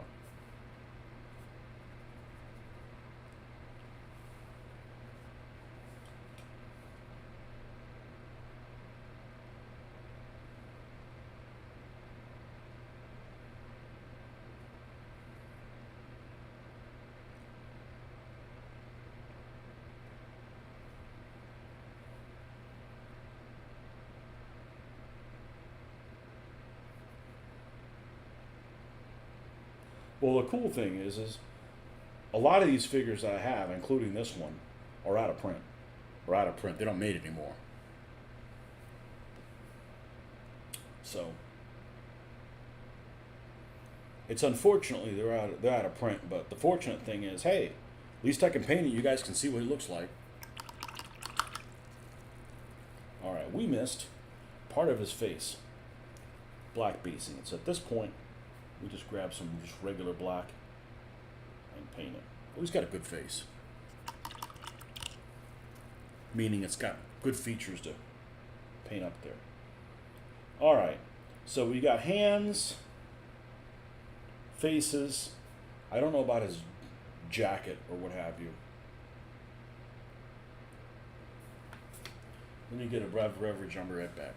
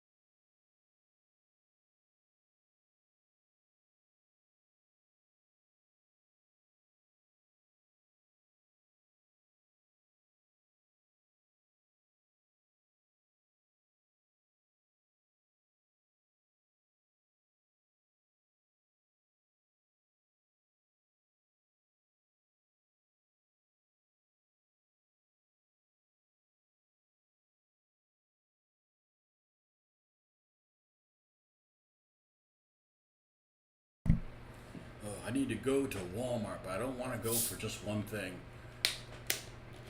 Yeah, well, it used to be Walmart. You can go in the middle of the night. You can go when it wasn't really busy. Then the pandemic happened and everything's upside down. But now at least they have self-checkout. And some people are like, I don't want to do self-checkout. I'm paying to do their job. I said, I would rather not deal with one less grumpy person there. So I like self-checkout. As I don't know I've ever encountered anybody at, well, first of all, that store was great when the old man was alive. He passed away and it just went to shit. But the everybody that's working the front is checking you out is just in such a foul mood. I'm like, man, I don't need more negativity on the weekend. I don't need none of that shit. Okay, he is dried out now, meaning the black that we put on him to cover the as a primer. So let's go ahead and do the faces on both of these guys. Okay, so let's go do our Caucasian mix. Like a DJ. Now for our Caucasian mix. Red leather.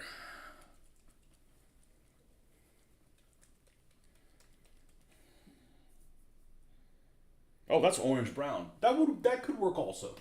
But we're gonna stick to red leather. Here it is. Red leather. We have black, which is. Why are you hiding? Okay. There's black. Sunny skin tone. Wow, I said it. And white. You're one of those guys who hates doing something for free that other people are getting paid to do. No. I hate having somebody else do it that takes longer than me just doing it myself.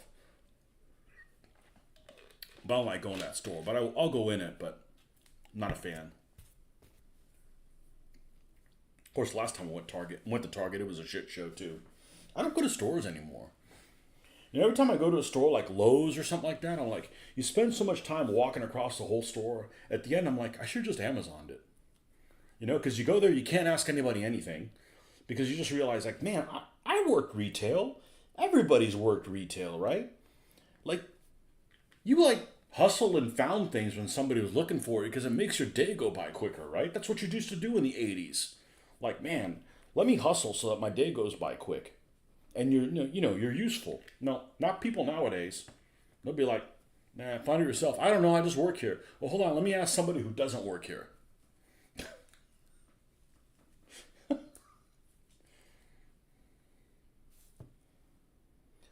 And why do stores like Lowe's and Home Depot that involve a lot of walking not have like an online map, right? Like you could just find shit there. Like you can go to their website. I'm looking for this. What aisle is it on?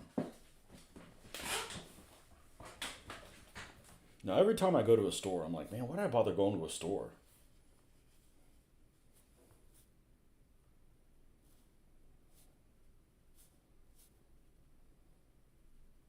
What's the one thing you got to get at Walmart?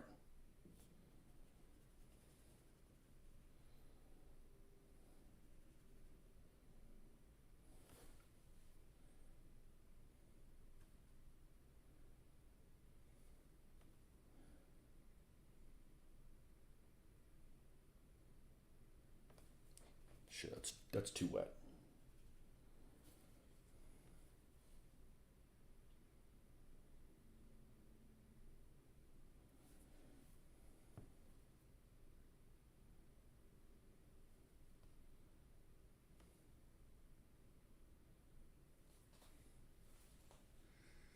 Reese's Pieces? Nah, they have that everywhere, man. Reese's Pieces, what is this, 1986? Reese's Pieces.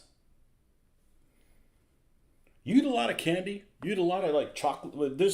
See, that's not really candy. That's chocolate stuff. Candy would be like,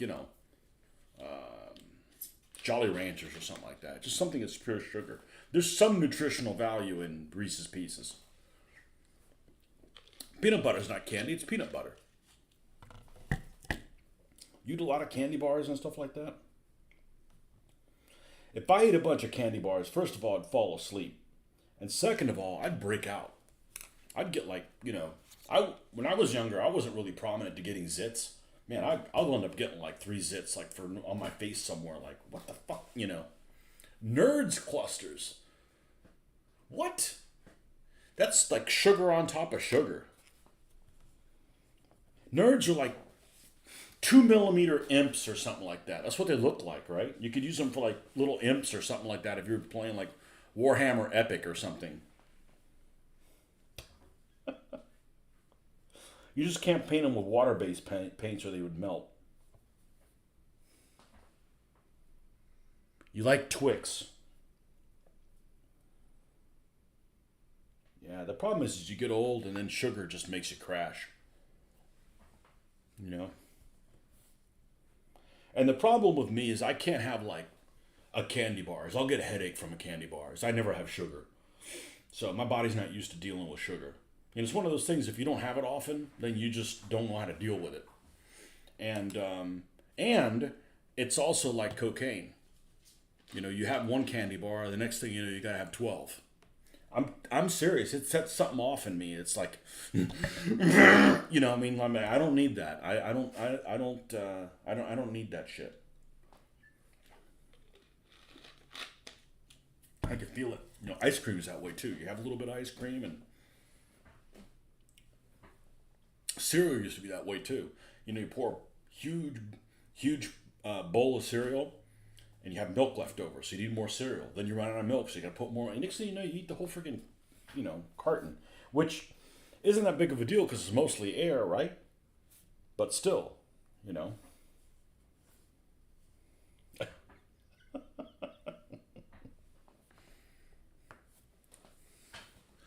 I know what you mean. I got a big bag of fun-sized Twix. Who's having fun?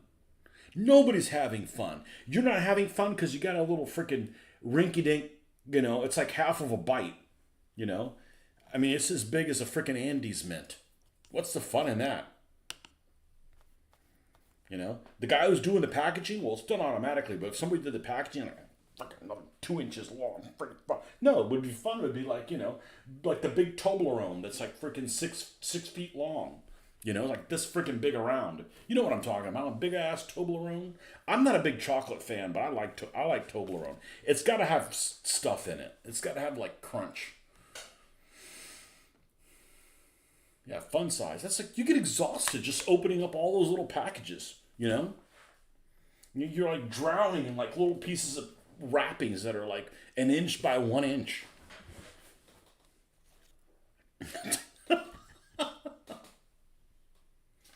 Full-size Twix in bulk. Yeah, those wrappers are all over the place. Twix your favorite candy bar? What's your least favorite candy bar? And don't pull out some weird dollar store brand that nobody knows. What's, a common brand candy bar that you dislike? I'm not a huge chocolate fan to begin with, okay? But I really don't like dark chocolate. It's like dirt. Like, what did I do wrong? Like, I'd rather eat, dirt's actually good for you compared to dark. I can't stand dark chocolate. I don't like bitter shit. Anything with, you don't like coconut?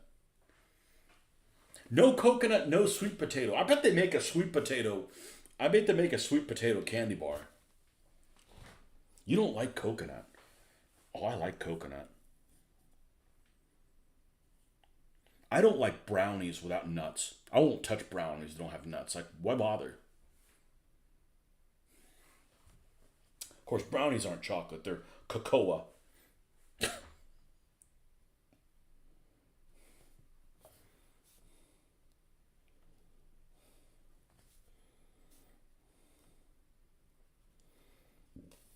Coconut. I don't like Butterfingers. They're too, like, fakey tasting. I mean, I could eat one if somebody has a gun pointed at my head, but even the medic has a pistol, so, I can shoot back. Almond Joy, Mounds, Milky Way are least favorites.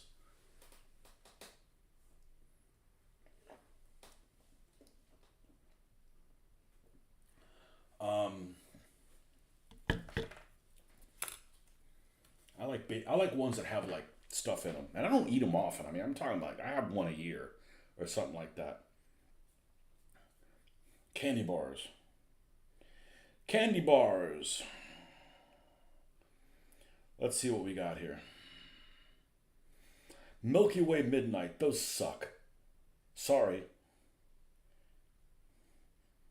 Three Musketeers is just mush. It's okay, but it's just mush. What else do we have here? Snickers. I don't think anybody dislikes. You know, Snickers is a good way to see if you've got any cavities. If you're working on some cavities. As soon as I bite into one of those, like if you feel like some ding, like oh, gotta go to have the dentist fix that next time I'm in the dentist. Heath is great for fillers and things. Like anything like a blizzard or something with Heath. Oh, I love Heath. I don't like generic Hershey's chocolate. It's just too damn bitter. What else do we got here? Mr. Goodbar. The chocolate part of it is a little too bitter for my taste. But at least it has nuts. Lion. I don't know what the hell that is. It's got British stuff that's not here.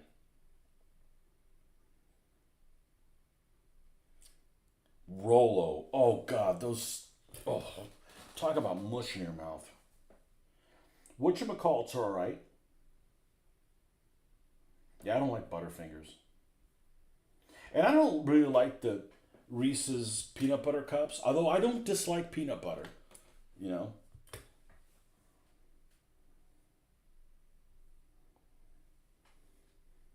What's the oldest candy bar still being made?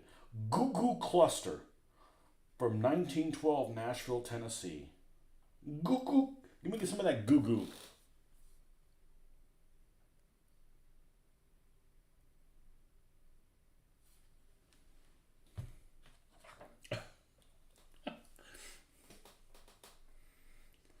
Got to go to your chef duties. Looking forward to seeing Dole. Hey, you spelled his name right. That's how Dole spelled. Well, that's how the veteran was spelled, so that's how we're going to name it. And I don't know if that veteran was a pacifist medic, but I don't plan on having any pacifist medics. This guy's you're going to shoot around this guy, he's going to return fire. That's bullshit. He's out here trying to save somebody's freaking life, man. He's going to nail you with a 45.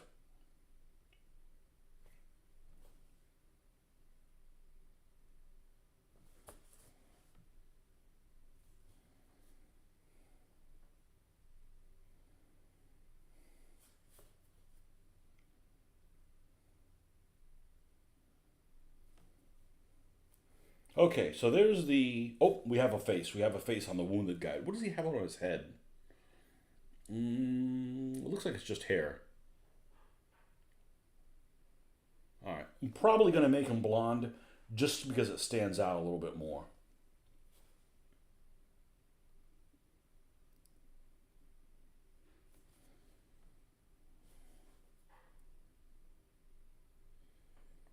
This might take me a couple sessions to get him done, but that's okay. The important thing is to do a good job with him, not, hey, I got him done quick. Yeah, well, it looks like crap. Huh? Oh, wow, it's only 8? That's a blessing. Dole's 45 Alley. Yes, Dole needs to be a fighting medic. You named this guy's pistol after a homeless person? Alleyway? Not cool, man.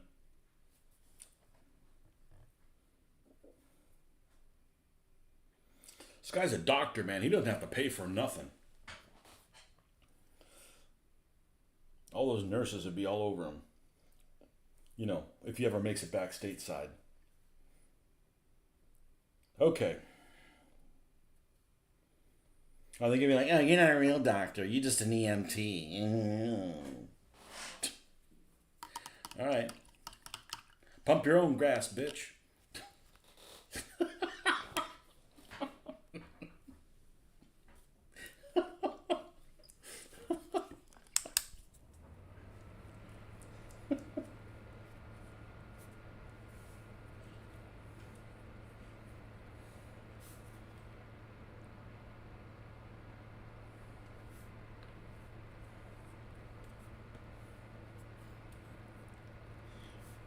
We already got soldier drama, and he hasn't even made it on the thing yet.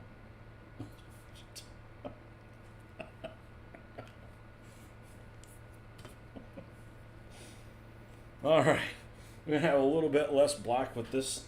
There's still some in here with the red leather. And let's highlight some stuff though.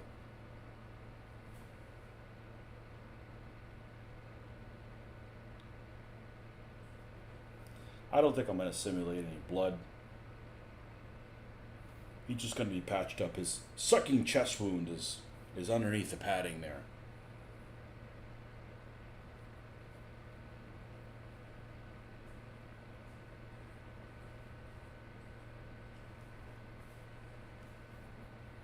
I want to do a good job on his face. We don't want to make sure this guy doesn't look like he's got issues.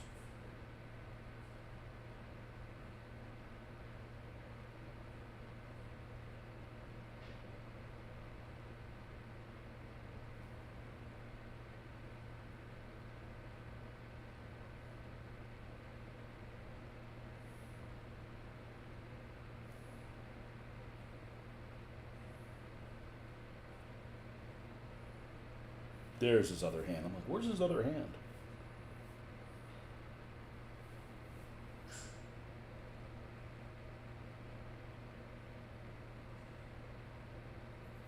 Okay, with the next color, we're going to need to go down a brush size.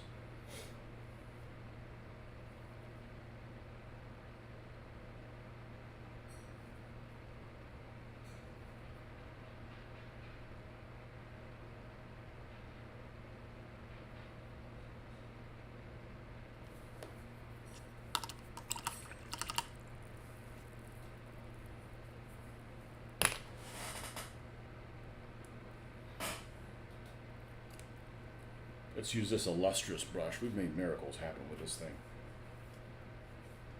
It's not me, it's the brush.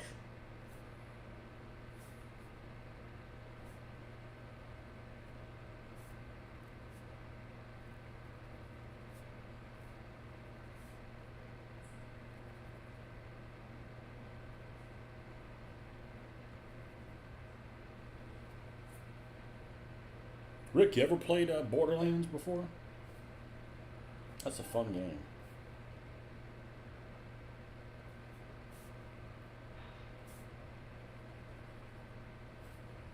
There we go. That's what we need to highlight with.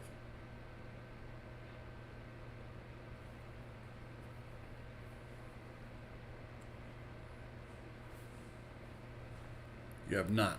But here there was a movie made about it. Oh, don't watch that. Just look at the casting. What a shit show. At least get people that look like the characters, you know?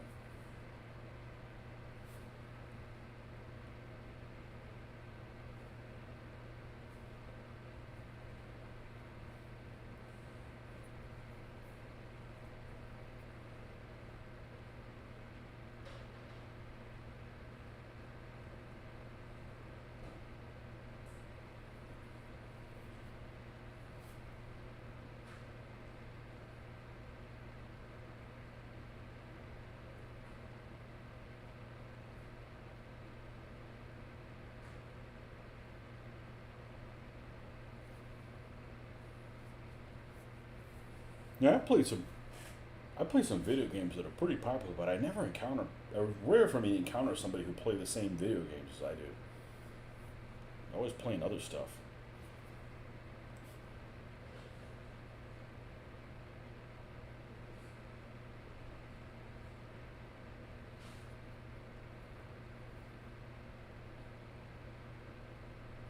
What can I say? I'm not a Bethesda fan.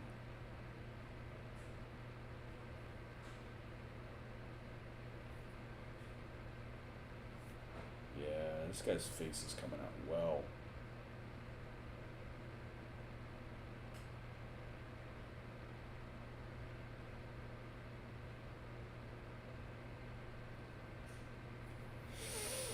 Okay. Oh, well, we got the face of the injured guy to do. Whoops. Let's not forget him. Just because he's laying down on the job.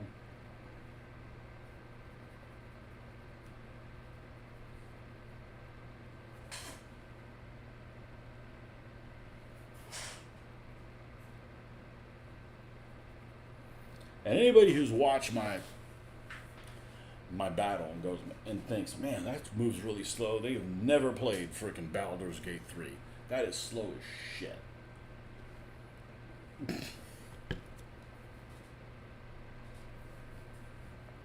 That is a slow game.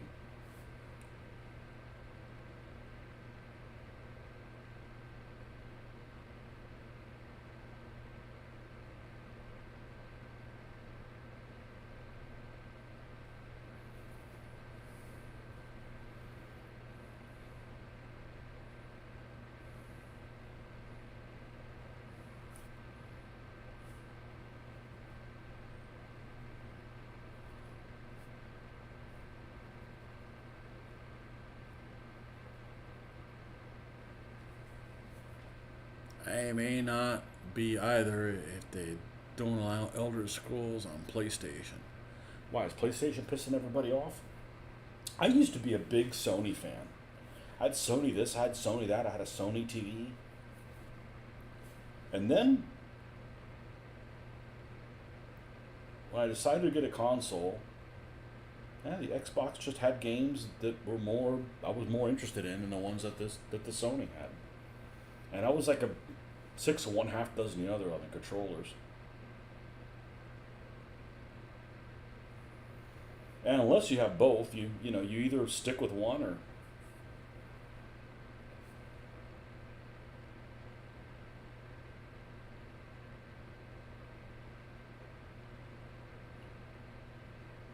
My only problem with console games is they're not as in depth as much as I'd like for them to be.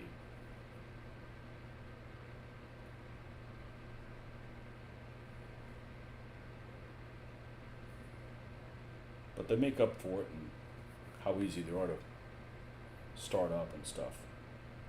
And they run the same smoothness for everybody. Because I encountered like computer games that I had a modern computer. Some computer games just never ran well on anything. I had a couple tank simulators that I did back in the day, and one of them was called Across the Rhine. We're going way back, Micro Pros.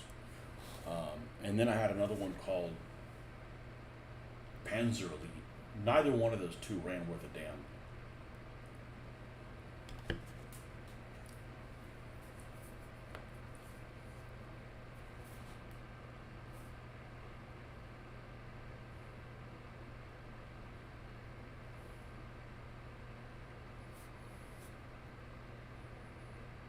Alright, this is going to be, make sure it's not too wet or we're going to have a problem. You want you don't want to get, if you're going to have the runs, you don't want it on your face. What? You heard me. Microsoft bought Bethesda and might make the next Elder Scrolls PC Xbox exclusive. Oh well. I'm still not going to play it. I'd say I'd play it for you, but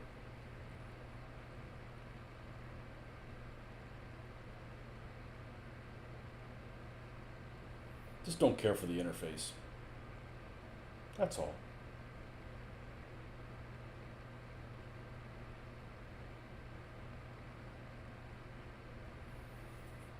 And some of these games, like the Baldur's Gate, is like you can play anything except a friggin' human. It's like I would play a half. I'm gonna play a half halfling dwarf dragon kind with tentacles, blue tentacles or whatever. Like, how about just a normal freaking person, And you like attack monsters.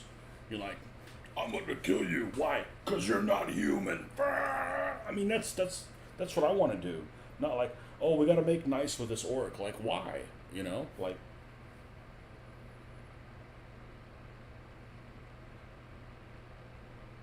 I'd be like, but the humans, You look like a monster, so we're gonna kill you.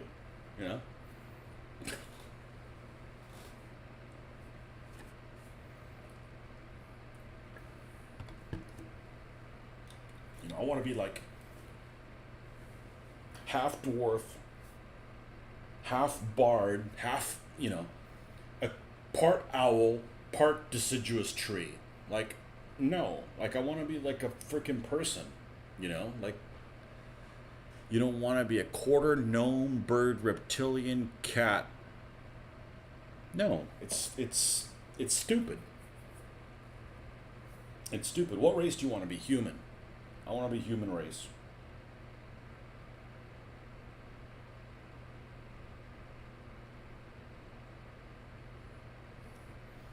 What if the people that just like never play humans, or one of the ones that like just think humans are bad? Like animals should run the world. Humans are mean. If animals ran the world, they'd be freaking eating you, like raw.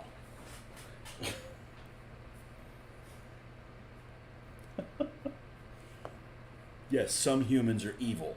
Okay, that's why you gotta fight those. Quarter gnome. Why would you want to play a gnome?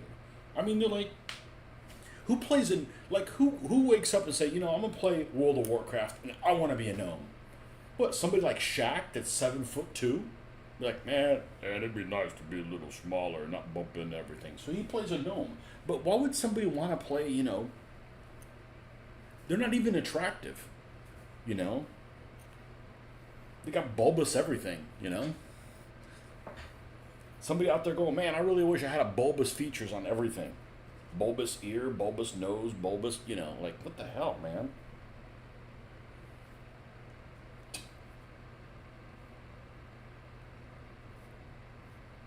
It's all fun and games until you come back and say, no, man, I wish I was a human. Well, you shouldn't have played a gnome so much in a freaking game.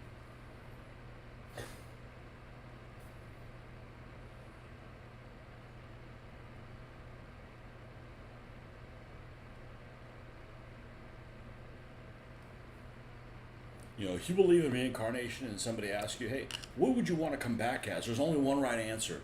Human. What would you want to come back as something else?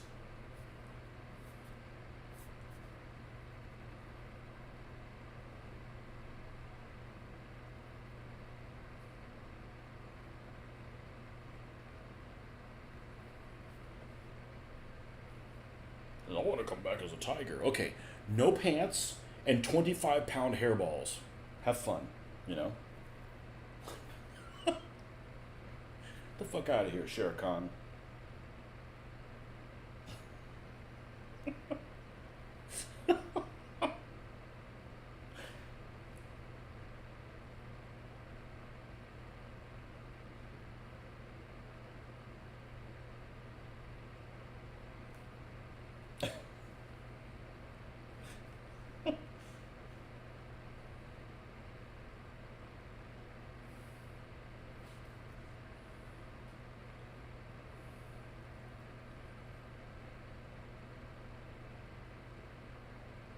I'm gonna come back as a gnome. You can't even use the doggy door, man. You need a step stool to use the doggy door. Nobody takes you serious. You show up with a party to discuss. It's like nobody wants to talk to you. You know, I'm the guy in charge. No, you're not. You're a foot. You're 1'3". Get the hell out of here. What are you doing? You should be in small land in IKEA. Get the hell out of here.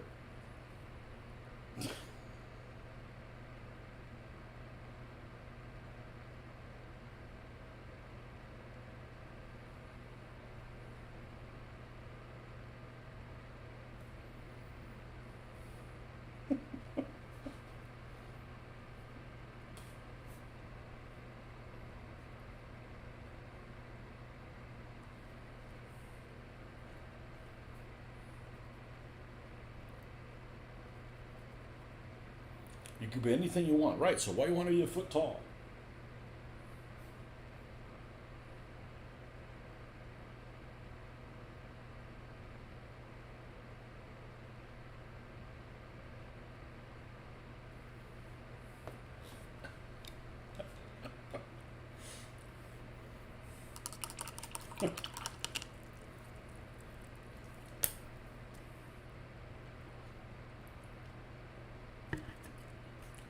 Nobody says, hey, I wish I was an actor. Nobody says, do you wish you were Danny DeVito? No. Freaking Danny DeVito doesn't want to be Danny DeVito.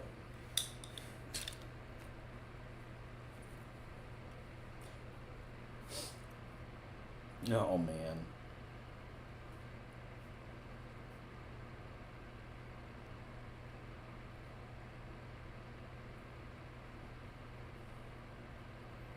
Did you ever play World of Warcraft? Rick, I bet you played a human if you did.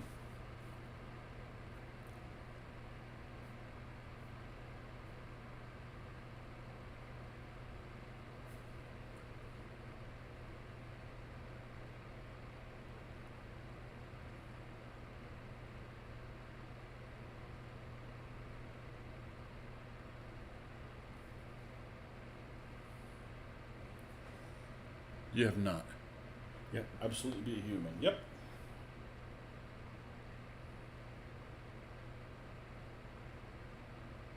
I mean, I haven't played it in 20 years. But I'm not allowed to play it. Sit around too much time waiting on a boat. Waiting for a boat to get here.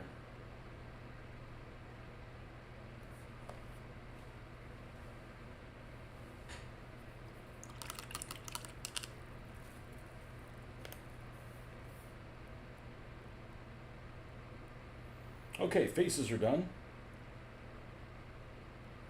Let's do a helmet. Let's put a helmet on this dude. All right, I'm not going to use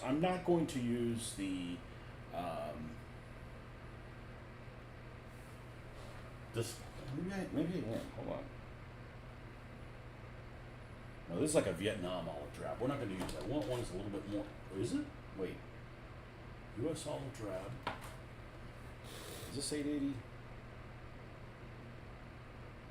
889. This was too. This one's too brown. This is another one. We want to use the new color as the replacement for it.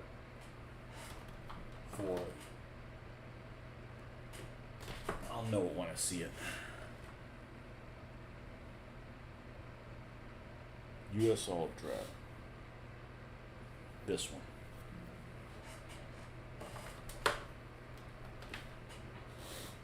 A buddy lost a bet a couple years ago, so I made him play a human in World of Warcraft, and it tore him up. Why? He prefers Tauren, which is some kind of beast thing with antlers. Yeah, I forgot about those things. Actually, the undead would have been really cool if you could play a skeleton, but you can't. You play like a zombie. Like, nobody looks like a cool skeleton. They look like a freaking zombie. Just. And the orcs all look stupid. I haven't played in a long time. Who knows where you can. I think the Blood Elves were just getting ready to come out. That's why I stopped playing.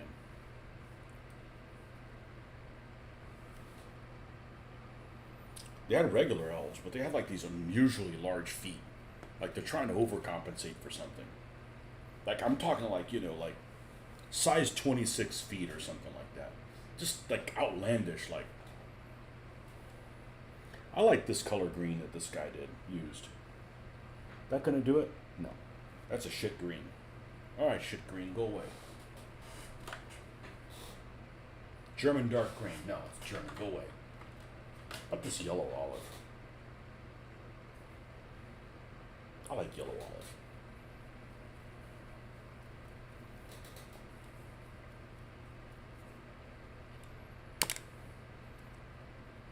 Why would it tear him up to play a human?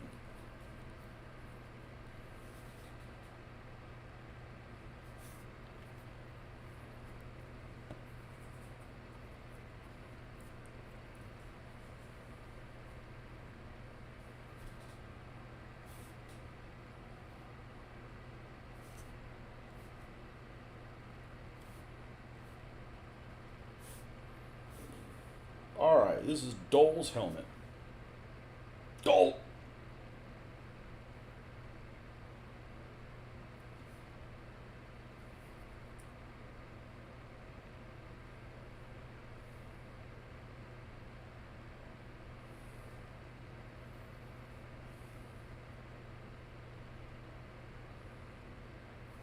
Now, I'm not putting the red cross on all four sides because it's not going to look right.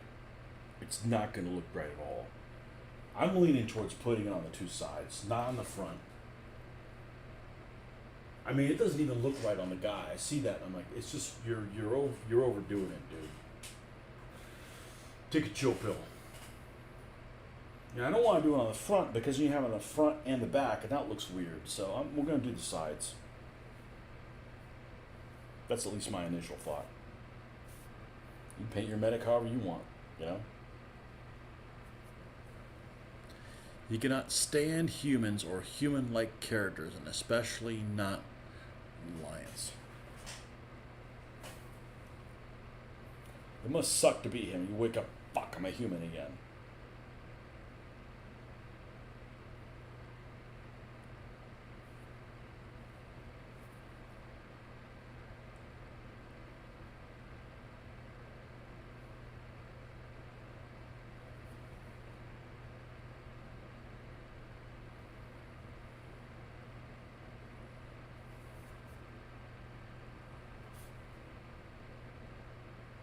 Nope, too bright. We're not there yet. We're not there yet. All right.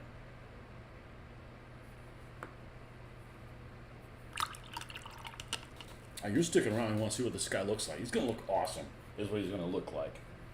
He's going to have one arm around this dude, another arm. F off with us. We're trying to have a moment here. Leave us alone.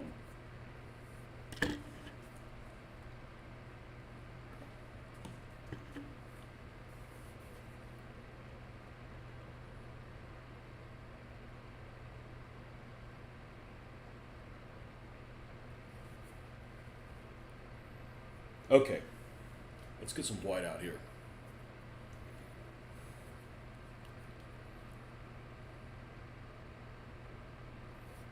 Yeah, humans are the worst, except for all the other creatures. It's like Churchill says, democracy is the worst kind of government, except for all the other kinds. Humans are the worst, except for every other living thing.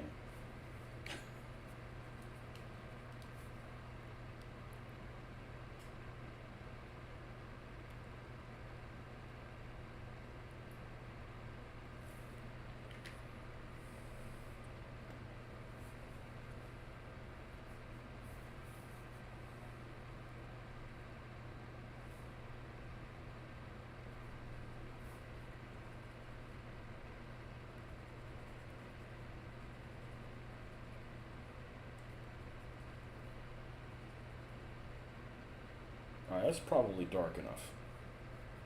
Because it is going to be a white armband. And I think it's going to be better on that side than this one. Ideally, it would be good on both, but nobody's got two armbands. That's just taking things too far. We don't want to be a complete target.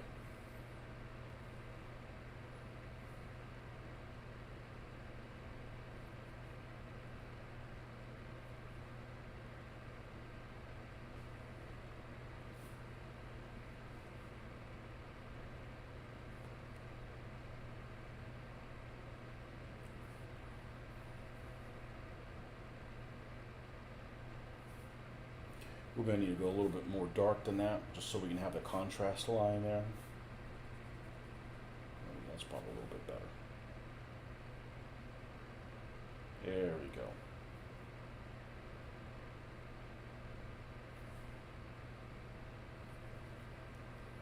Doc Dole on the scene.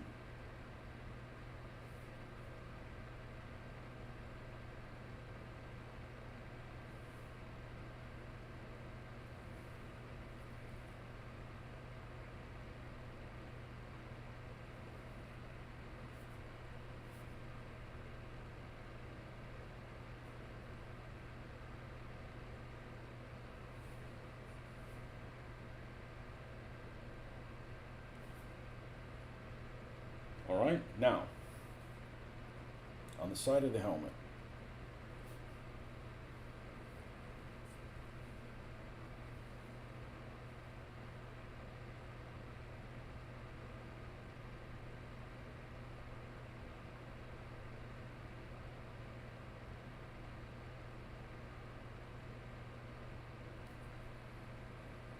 That's probably big enough.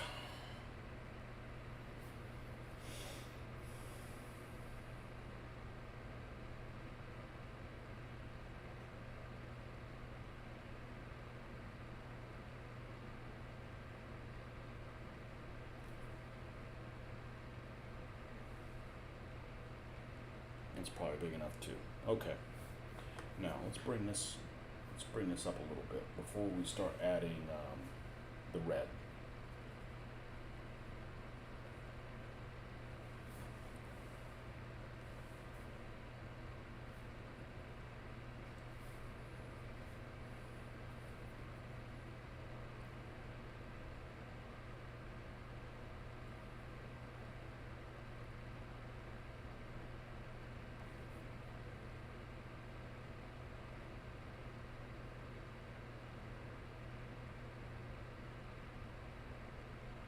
The only thing I didn't do is I'm going to have to put his nameplate down.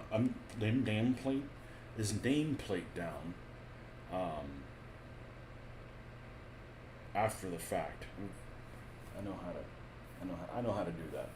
It's not my first rodeo.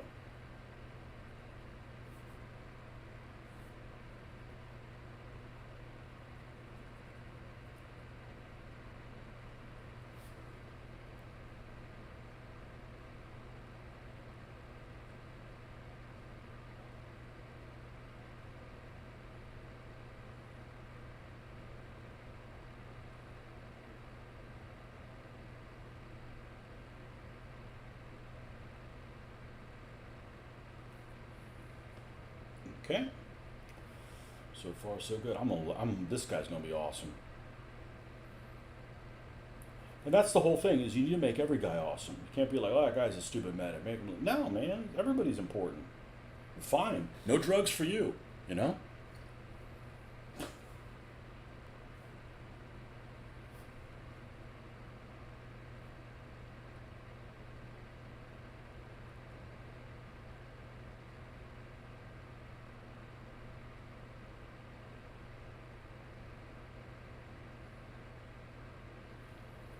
Okay, so we got a little white circle around them.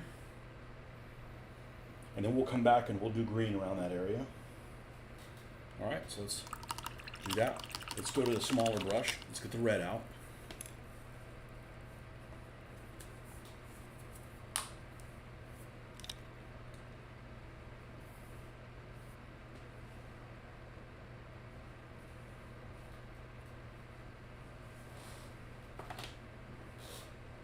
Flat red, that's what we want.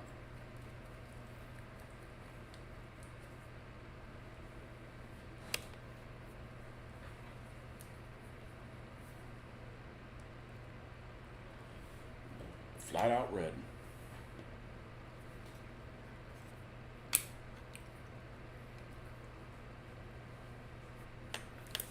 I'm gonna change tack just for a moment.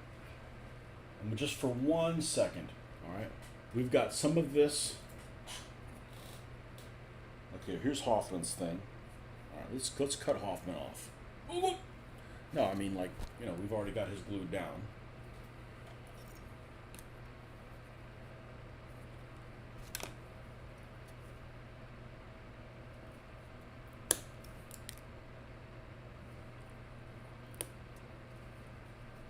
All right, now we got some of this stuff. Let's put Hoffman somewhere safe. All right. That should be long enough for Dole. Okay, so we're going to come over here to our names, and we're going to get a new. We're not screwing around with this. We don't want to do all this and then turn out shitty. And that's just not because his name's Dole. We don't want any shitty looking figures.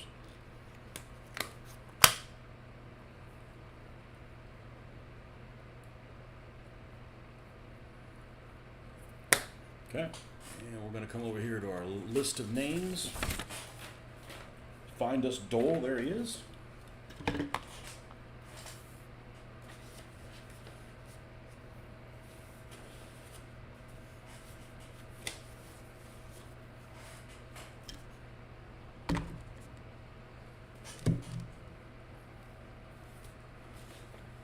I'm in my own way here.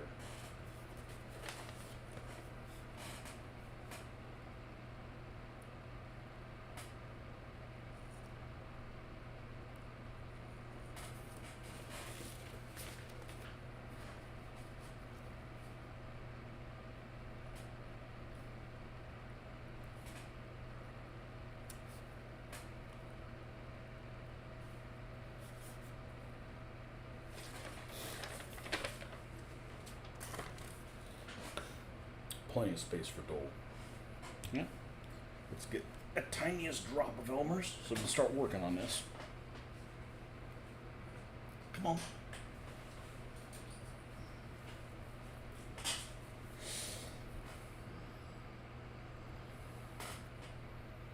Come on. There we go. That's plenty.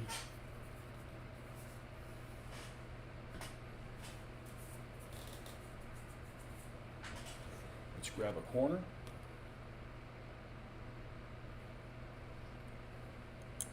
I'm fine using this. We're going to rinse this off in a second.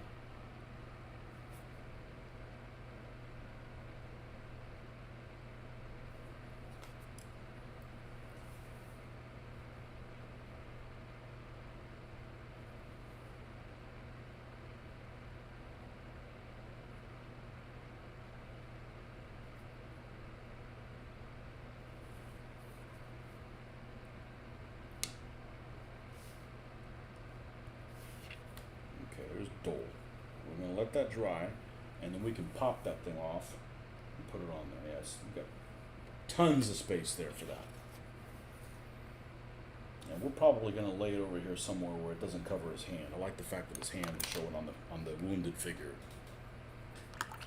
That's open palmed, like you don't care.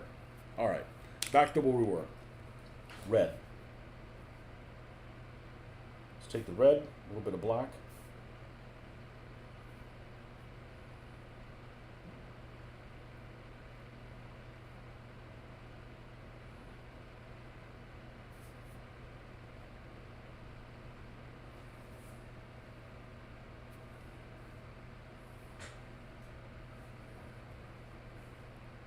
All right, let's do the one on the arm first.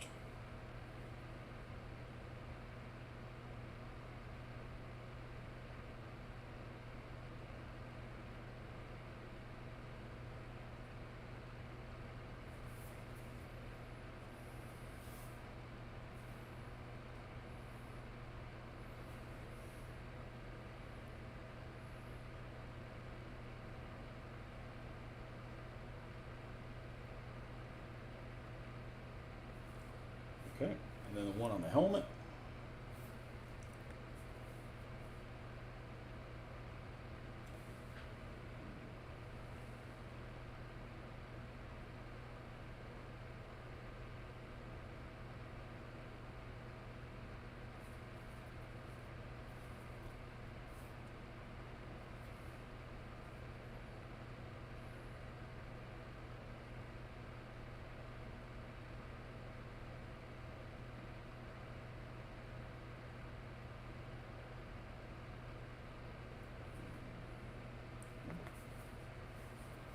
Same thing here on this side.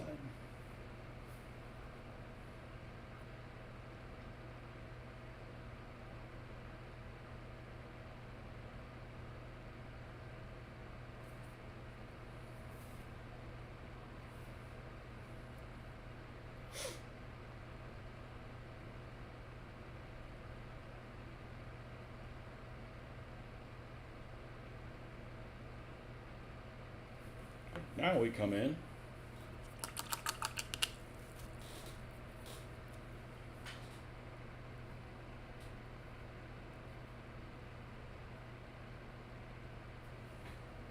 With the regular red.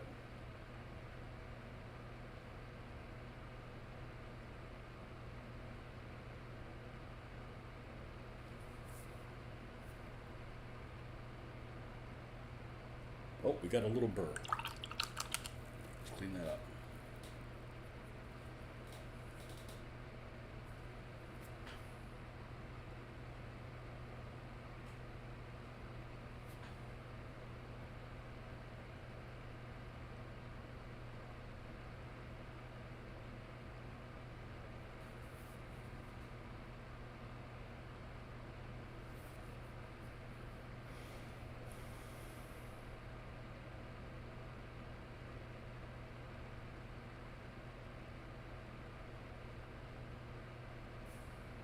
Okay.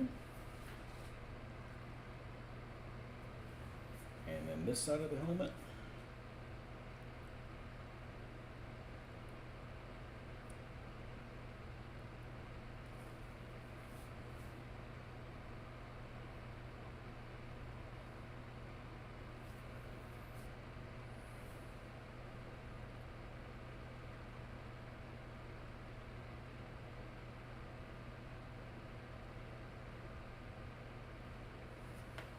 then this side of the helmet.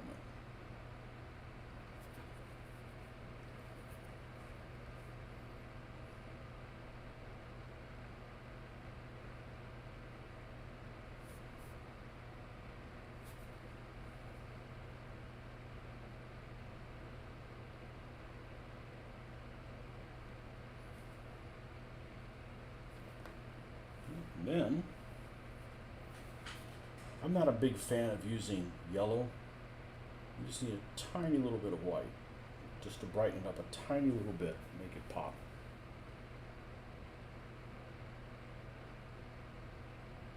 There we go. And I'll show you a picture up close when we're done with these bands.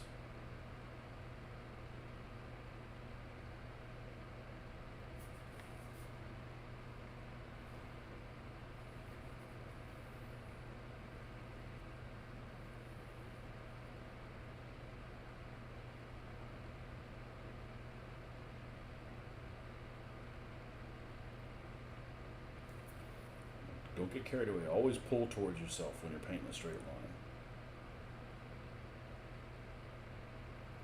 Works a lot better.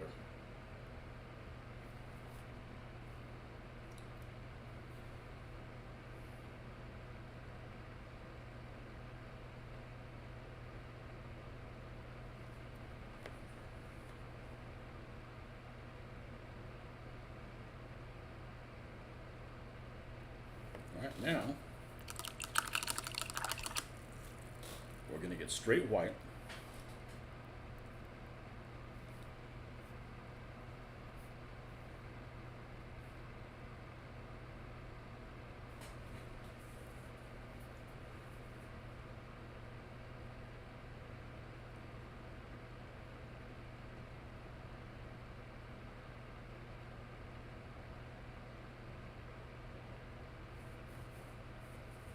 Fuck yeah.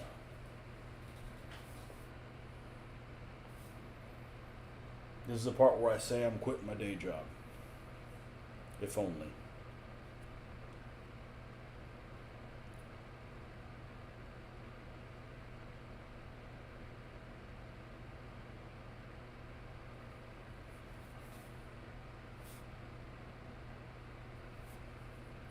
Now, I'm just getting in the corners.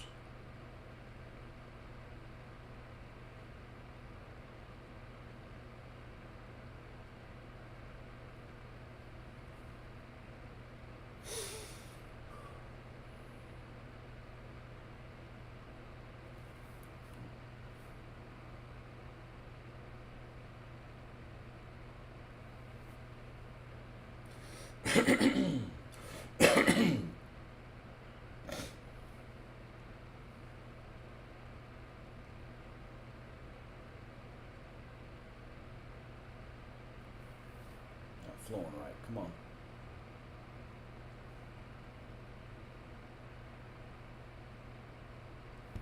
I don't want to screw this up, then this creates more work for me.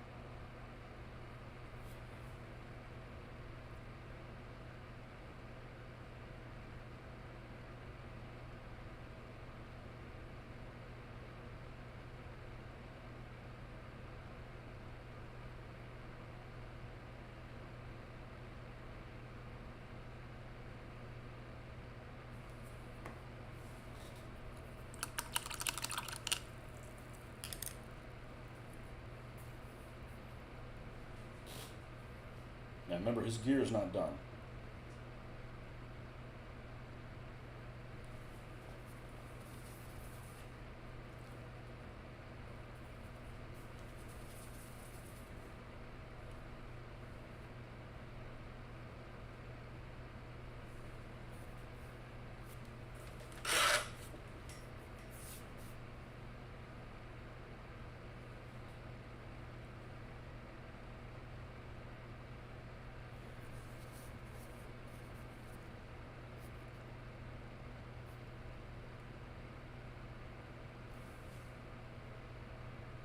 May need to fix that one up a little bit. Looks good at a distance, but we're going to zoom in a lot.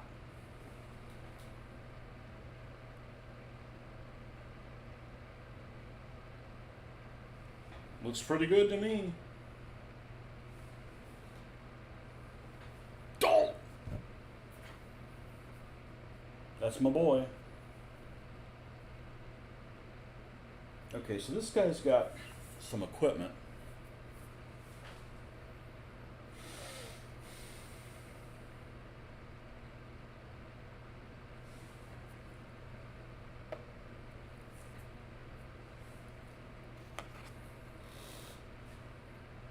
Yeah, he looks awesome, man.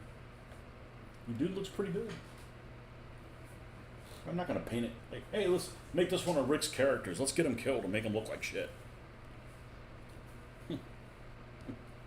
If you don't look good, we don't look good.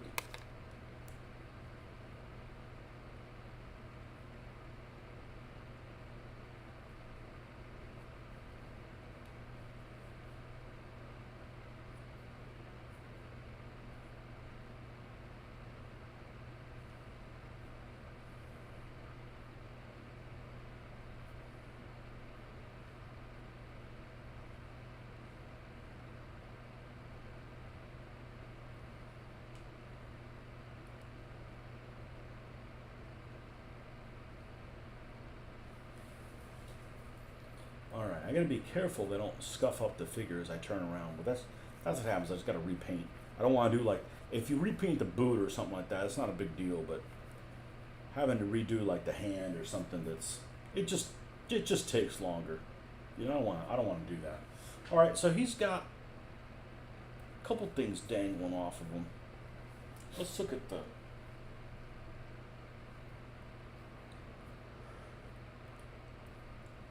hold on a second, I'll be right back.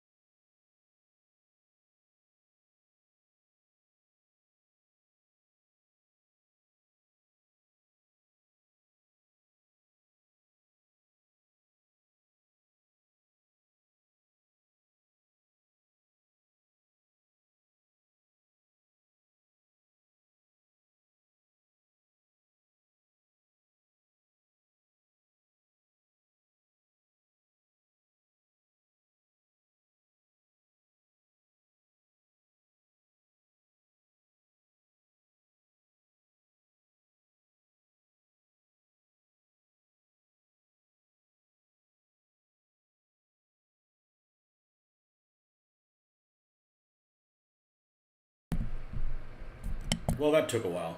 I had my daughter was on a Zoom call with her. Okay. Okay. So, equipment. So we're going to look at U.S.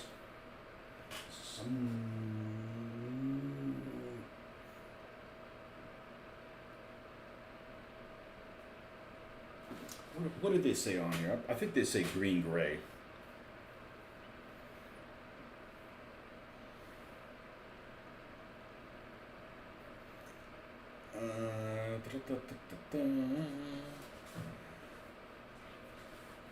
Recent. The webbing, green gray. That doesn't look like green gray. Maybe some of this stuff on there, but not for a medic. What color to see for the webbing here? Dark green trousers, khaki ankles, flat brown boots, beige brown heels, pattern. Okay, dark green soft dresses.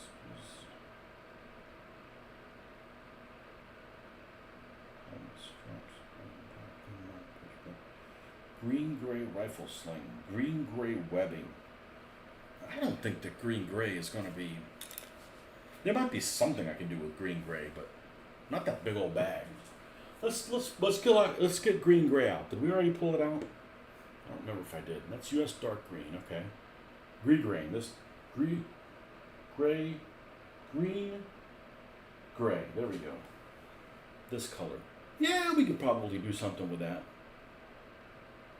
We could probably do something with that. Let's put some of this on the palette here. See if we can do something with this. Let's mix this color. It hasn't been pulled out in probably 10 years.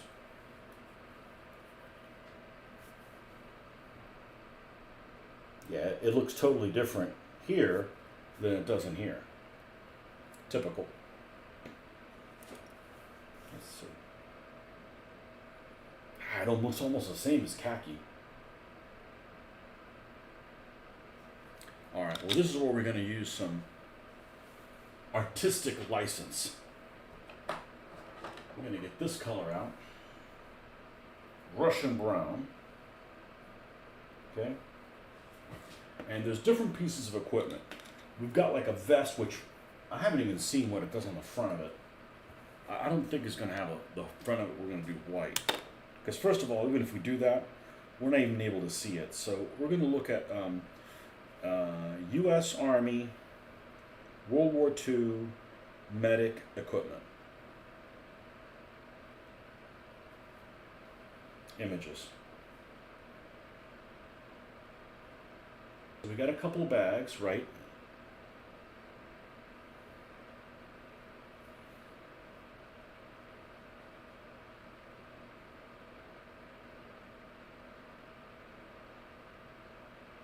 This is like what it looks like that the harness is.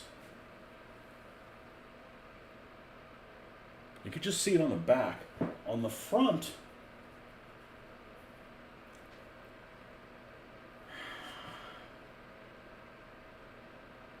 it looks like a vest.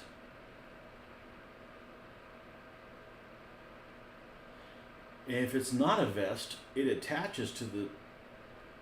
It doesn't look like it attaches. It attaches with straps or anything. Let's keep looking. I know we'll make the right decision if we do look at it enough. We want this guy to look realistic, but at the same time, we want some of these things to pop, so it doesn't look like he's got one big blah thing on there.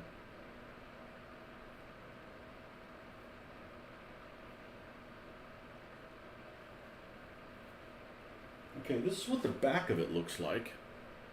So what is the front? We're gonna visit this. This is like some reenactors type stuff.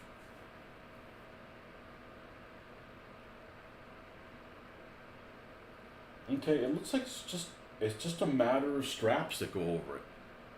So that's what we're gonna do is we're gonna paint the front of his jacket like the rest of his jacket. So we'll come back and do his jacket, and then we're gonna put, even though I can't see that there's any straps, we're going to put some straps on there that go down, because that's what makes sense. That's what makes sense. and there's a little bit of a shirt underneath showing on Dole, and we're going to do that in the that olive drab type of undershirt that he has on. Not undershirt, but I mean it's not an undershirt, but something. And all this other equipment except the canteen. We're going to do the canteen just a little bit different.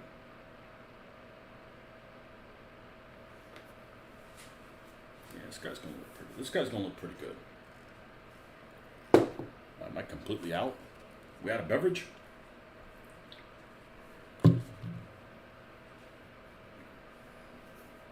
Okay, so let's get the bigger brush out. And we were using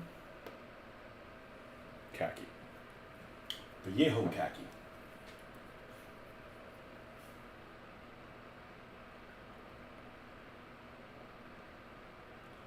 It's a lot more yellow than that other one. Okay.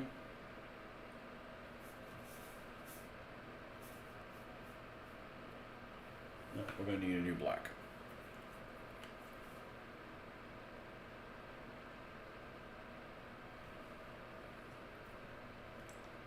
I'm stopping no matter what at 10. So let's see what we can knock out in an hour. Now I want to get this guy done. Let's make sure we grab the right one. There you go. And this dark color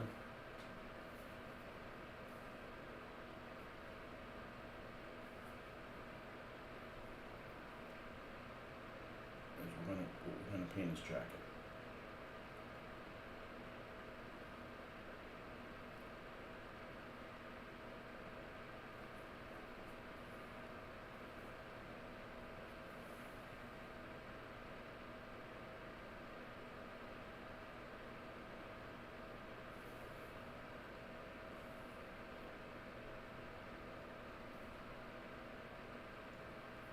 Which means underneath this,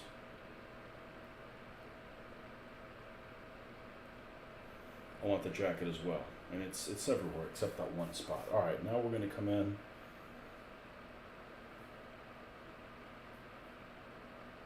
I guess here's where I did the mixture.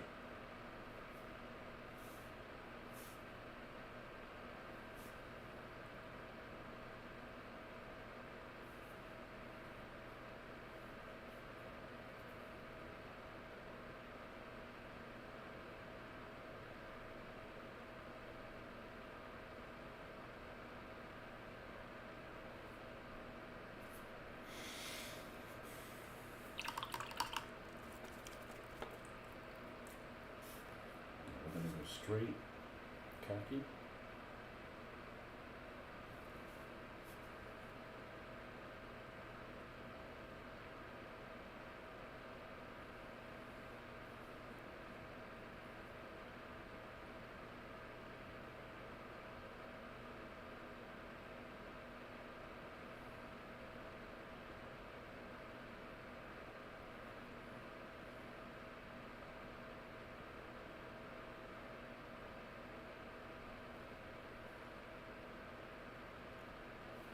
And then we're going to finish up by adding a little bit of white to that color.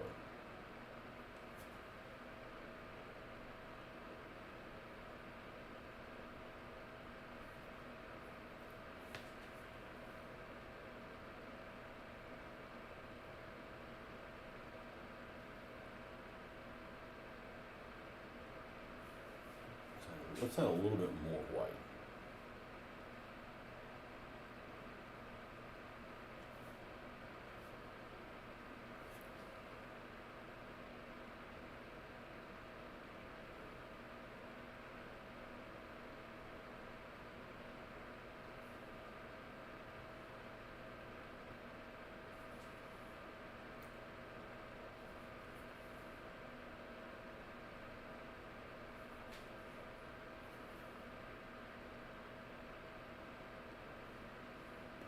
All right, before we get any further away, I'm going to go ahead and do this guy's hair. So we're going to make him blonde just so he can stand out. Alright, and I'm going to use this color, which I like to use. Something like a leather brown is fine. Let's put a little bit of that down here. Dab of it. What color is this? Golden yellow? Yeah, either that one or this one. No, it's flat yellow. No.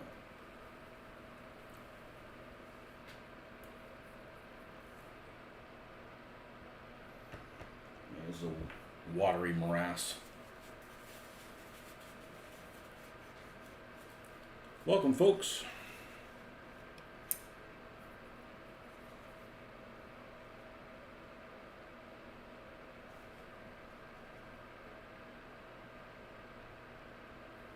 This is a color that is in dire need of replacement.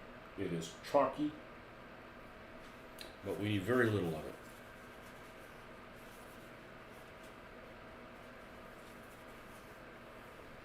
As we inadvertently paint the top of these other bottles.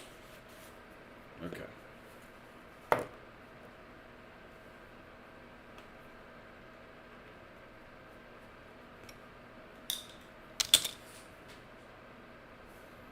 Where is my, here it is.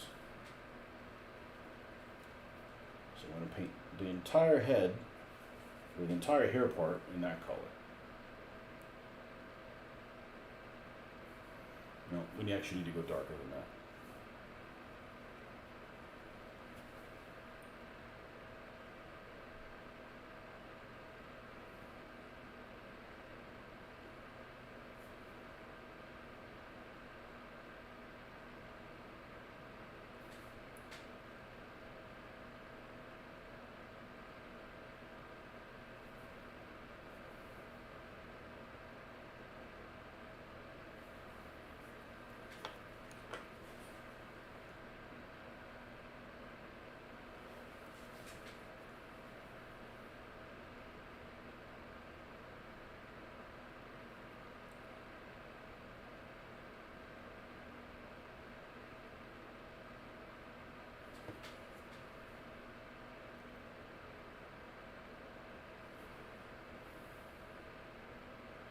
I don't really know what's going on with his hair. It's kind of almost has a 70s hairstyle.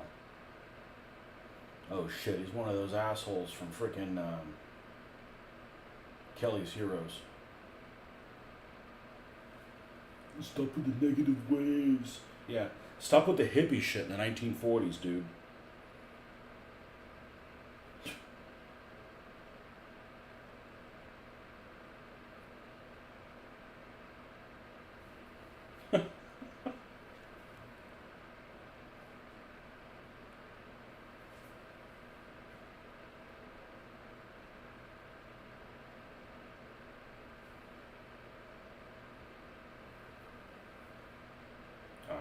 That's good.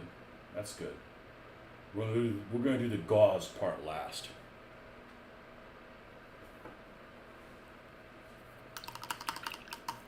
Dole's into blondes.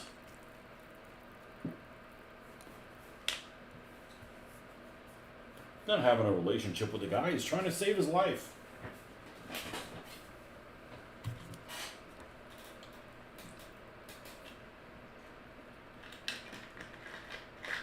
To save his life, and then when it's time to be thankful, well, then that's something different. All right.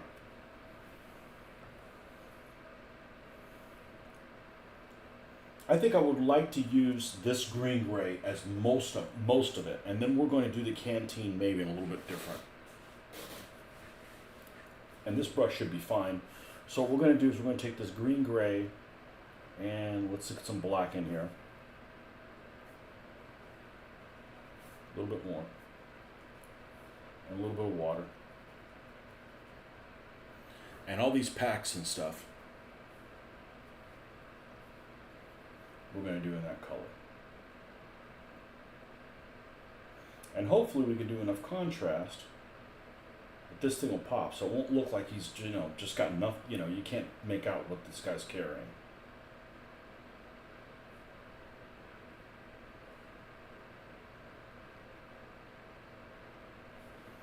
Oh, that's, no, we need more. We need more than that.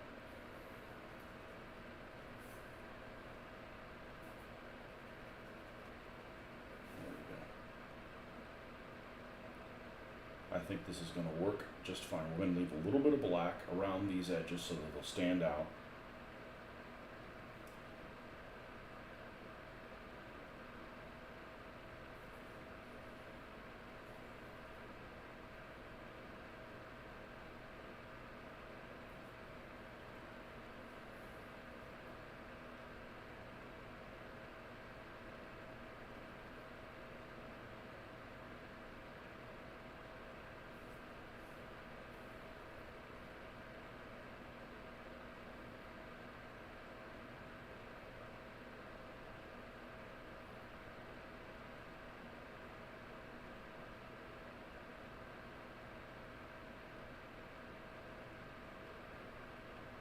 Okay, that's going to work just fine. We're going to leave the canteen off, and also the little rib belt that they wore.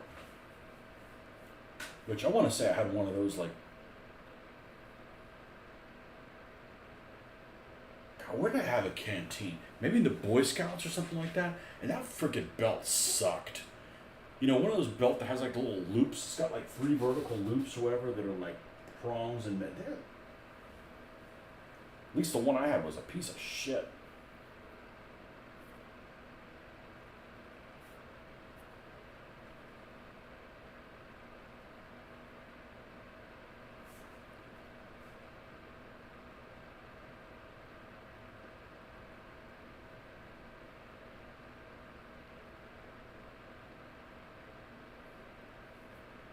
Yeah, we're gonna have enough contrast with this. It's all about the contrast.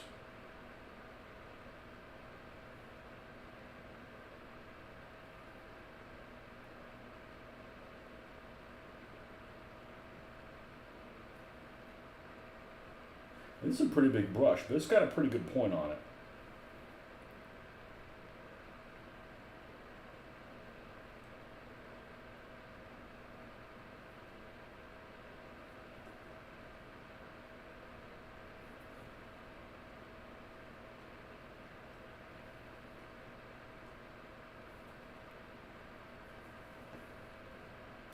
And then we're going to, let's bring this up to the big main body of this. Be careful with this. We don't want to eliminate all of the color. It's there.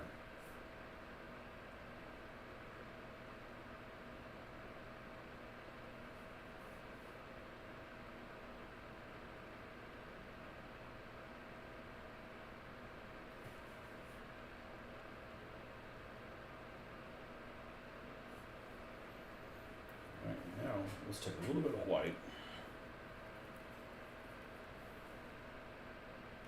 A little bit. Deluge.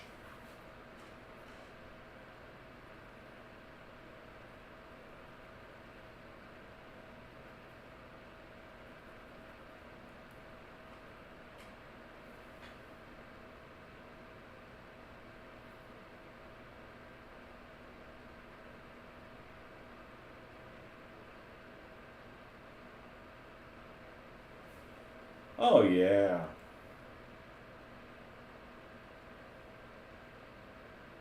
Not my first rodeo.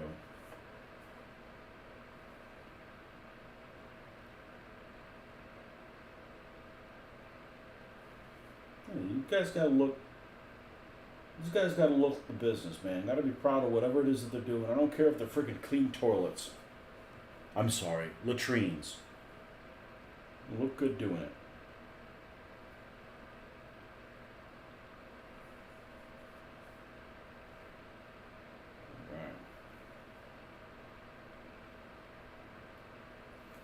What I'm going to do is I'm going to paint that little belt in there.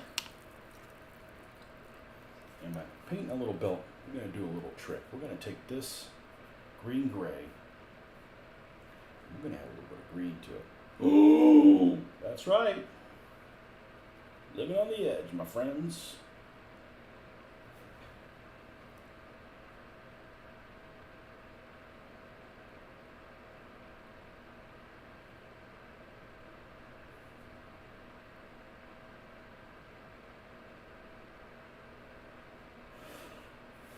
A little bit more now.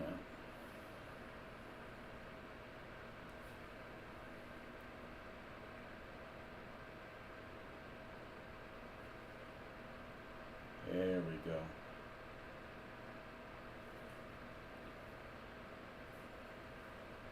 So it looks the same, but different. And then we're going to take that color and we're going to add a little bit of white to that.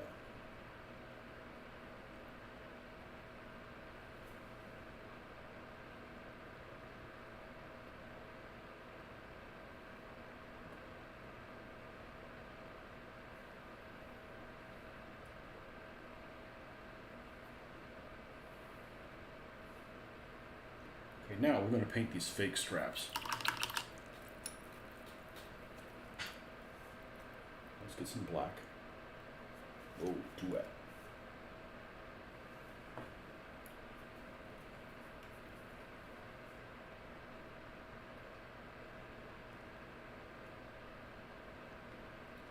Any luck, I'm going to get this guy done.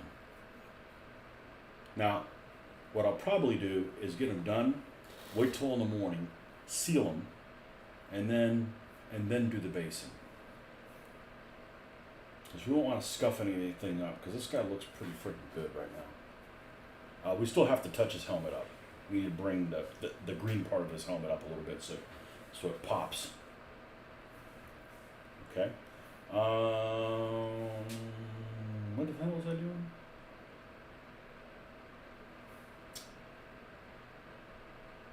Oh, the straps. So we're going to go ahead and we're going to paint black on the edge here,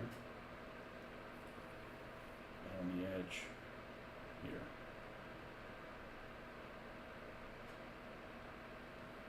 Okay, then I'm going to take the little one. And let's see if this color, nope, not that one, this one. Let's see if this color is still alive.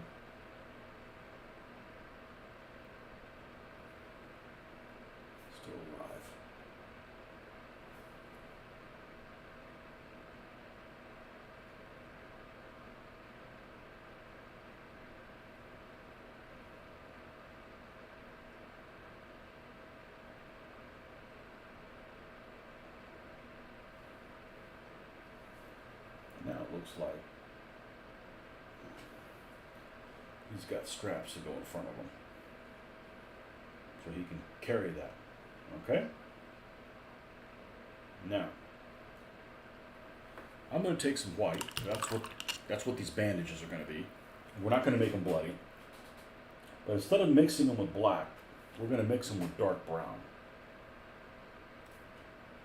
So they're not going to look grayish.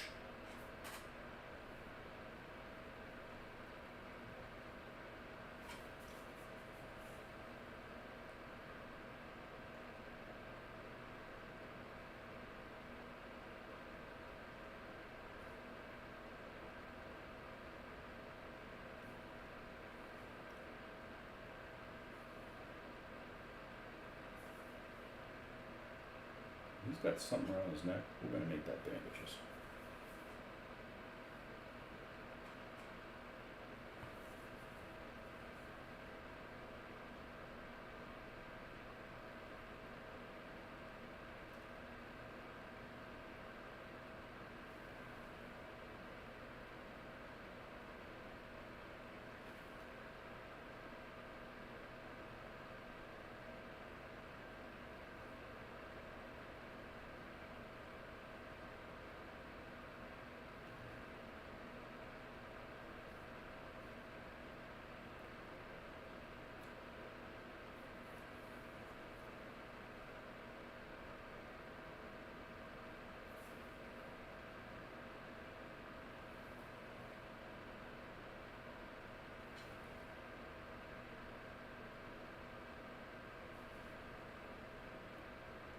That looks good. That looks good.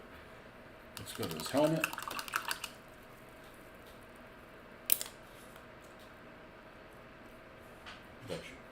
This brush is actually pretty decent. Alright, this is the color that we added black to make the helmet color. So let's just paint it straight and see what we got.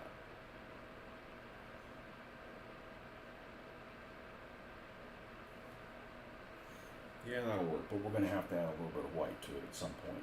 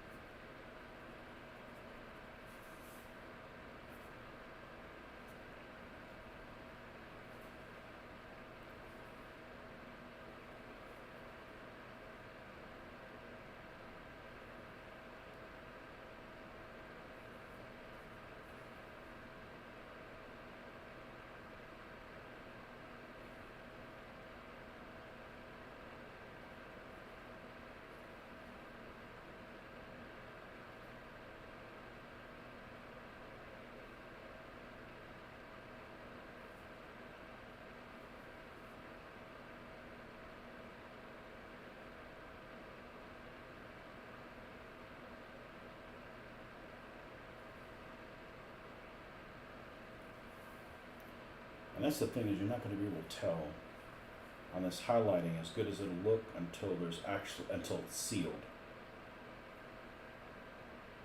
That's when the magic pops out. Alright, we need to do his shirt and the chin strap. Alright.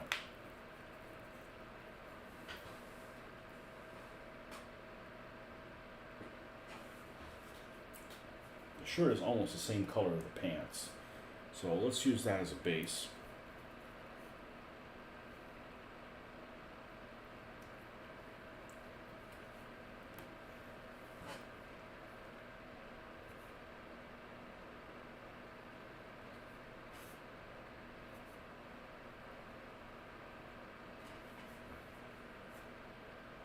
And we're going to cheat and actually paint the chin strap the same color, but then we'll highlight it more.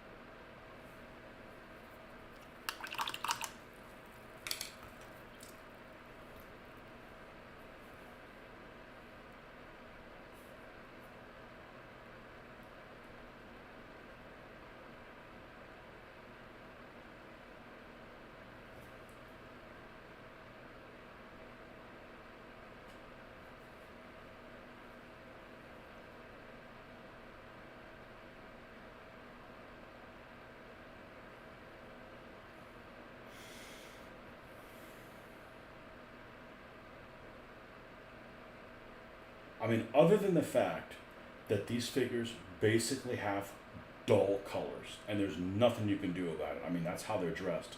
This guy looks fucking awesome. Other than that, you can't just... I think blue would look good. No, you can't do shit like that.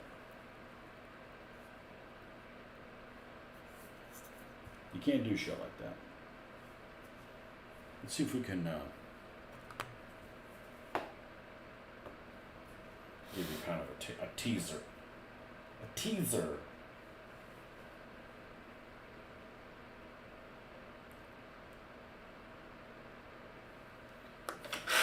Color's all washed out.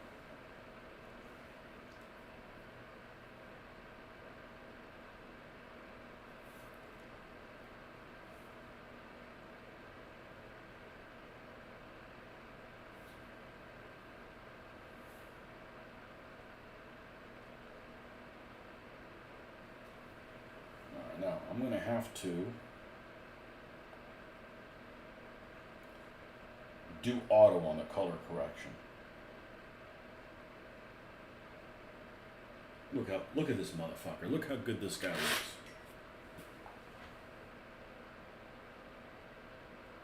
Remember, he's drab as shit. There's nothing I can do about that. You gotta do, yeah, we'll save it. You gotta do the color correction to auto because this thing kicks back too much brightness.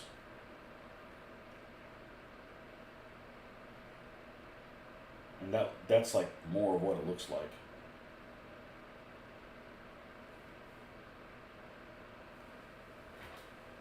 Look at that. Look at that. Look at that awesome bastard.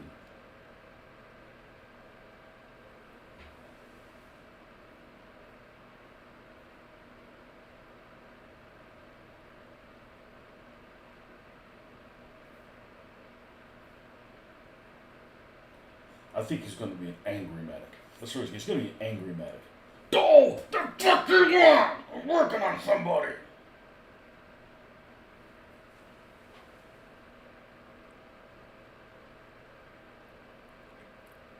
Dull, angry medic.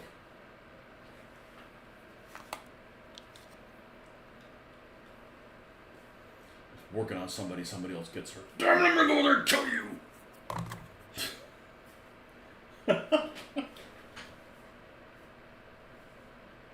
Awesome. Awesome.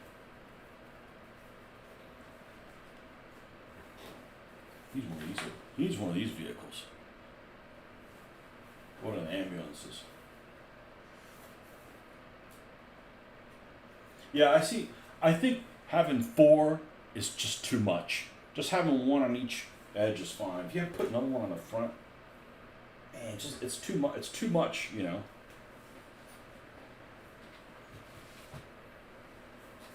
Okay. Well, there you have it. So we're going to wait for this to set tonight. We're going to seal it in the morning, and then tomorrow evening we'll start adding the brown. And we're not even going to add this nameplate, wherever his nameplate is. Uh-oh. Well, I got another name of it. If I screw that one up, where? It should still be attached, right? I didn't break it. Oh, there it is. Yeah. Yeah, we're going to put it probably over by this foot and super glue that down. But we're not going to do that until the brown's in place. Makes it easier to reach there. Anyhow, there's Dole. All right, folks. Thanks for stopping by. And, yeah.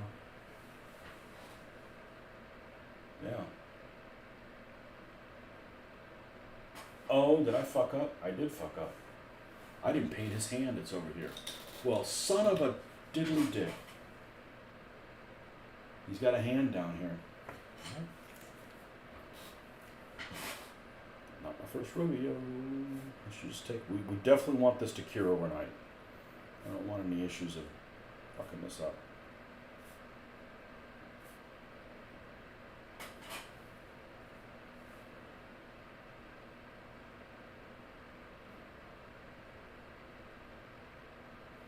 What the diddly dick?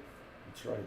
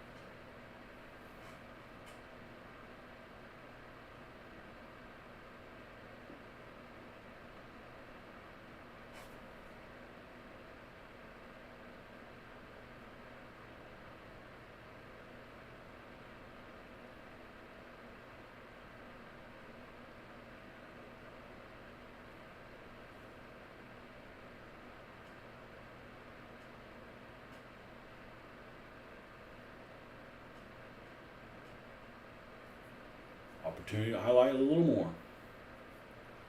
Even better.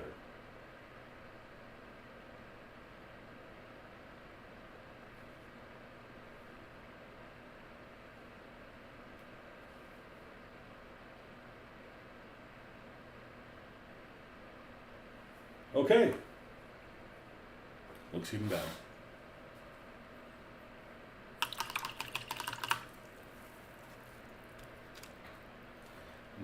What I mean by that is, let's take a looky.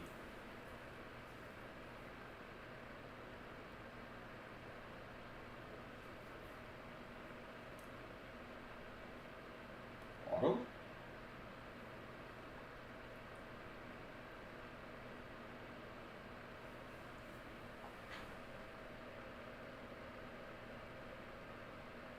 Yeah, buddy.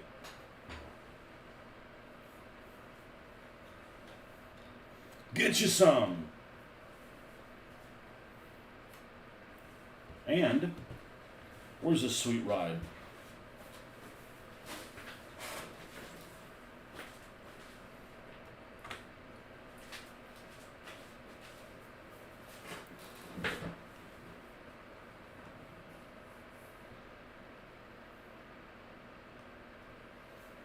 Where's Moran? Moran, where's your ass? Get your ass over here.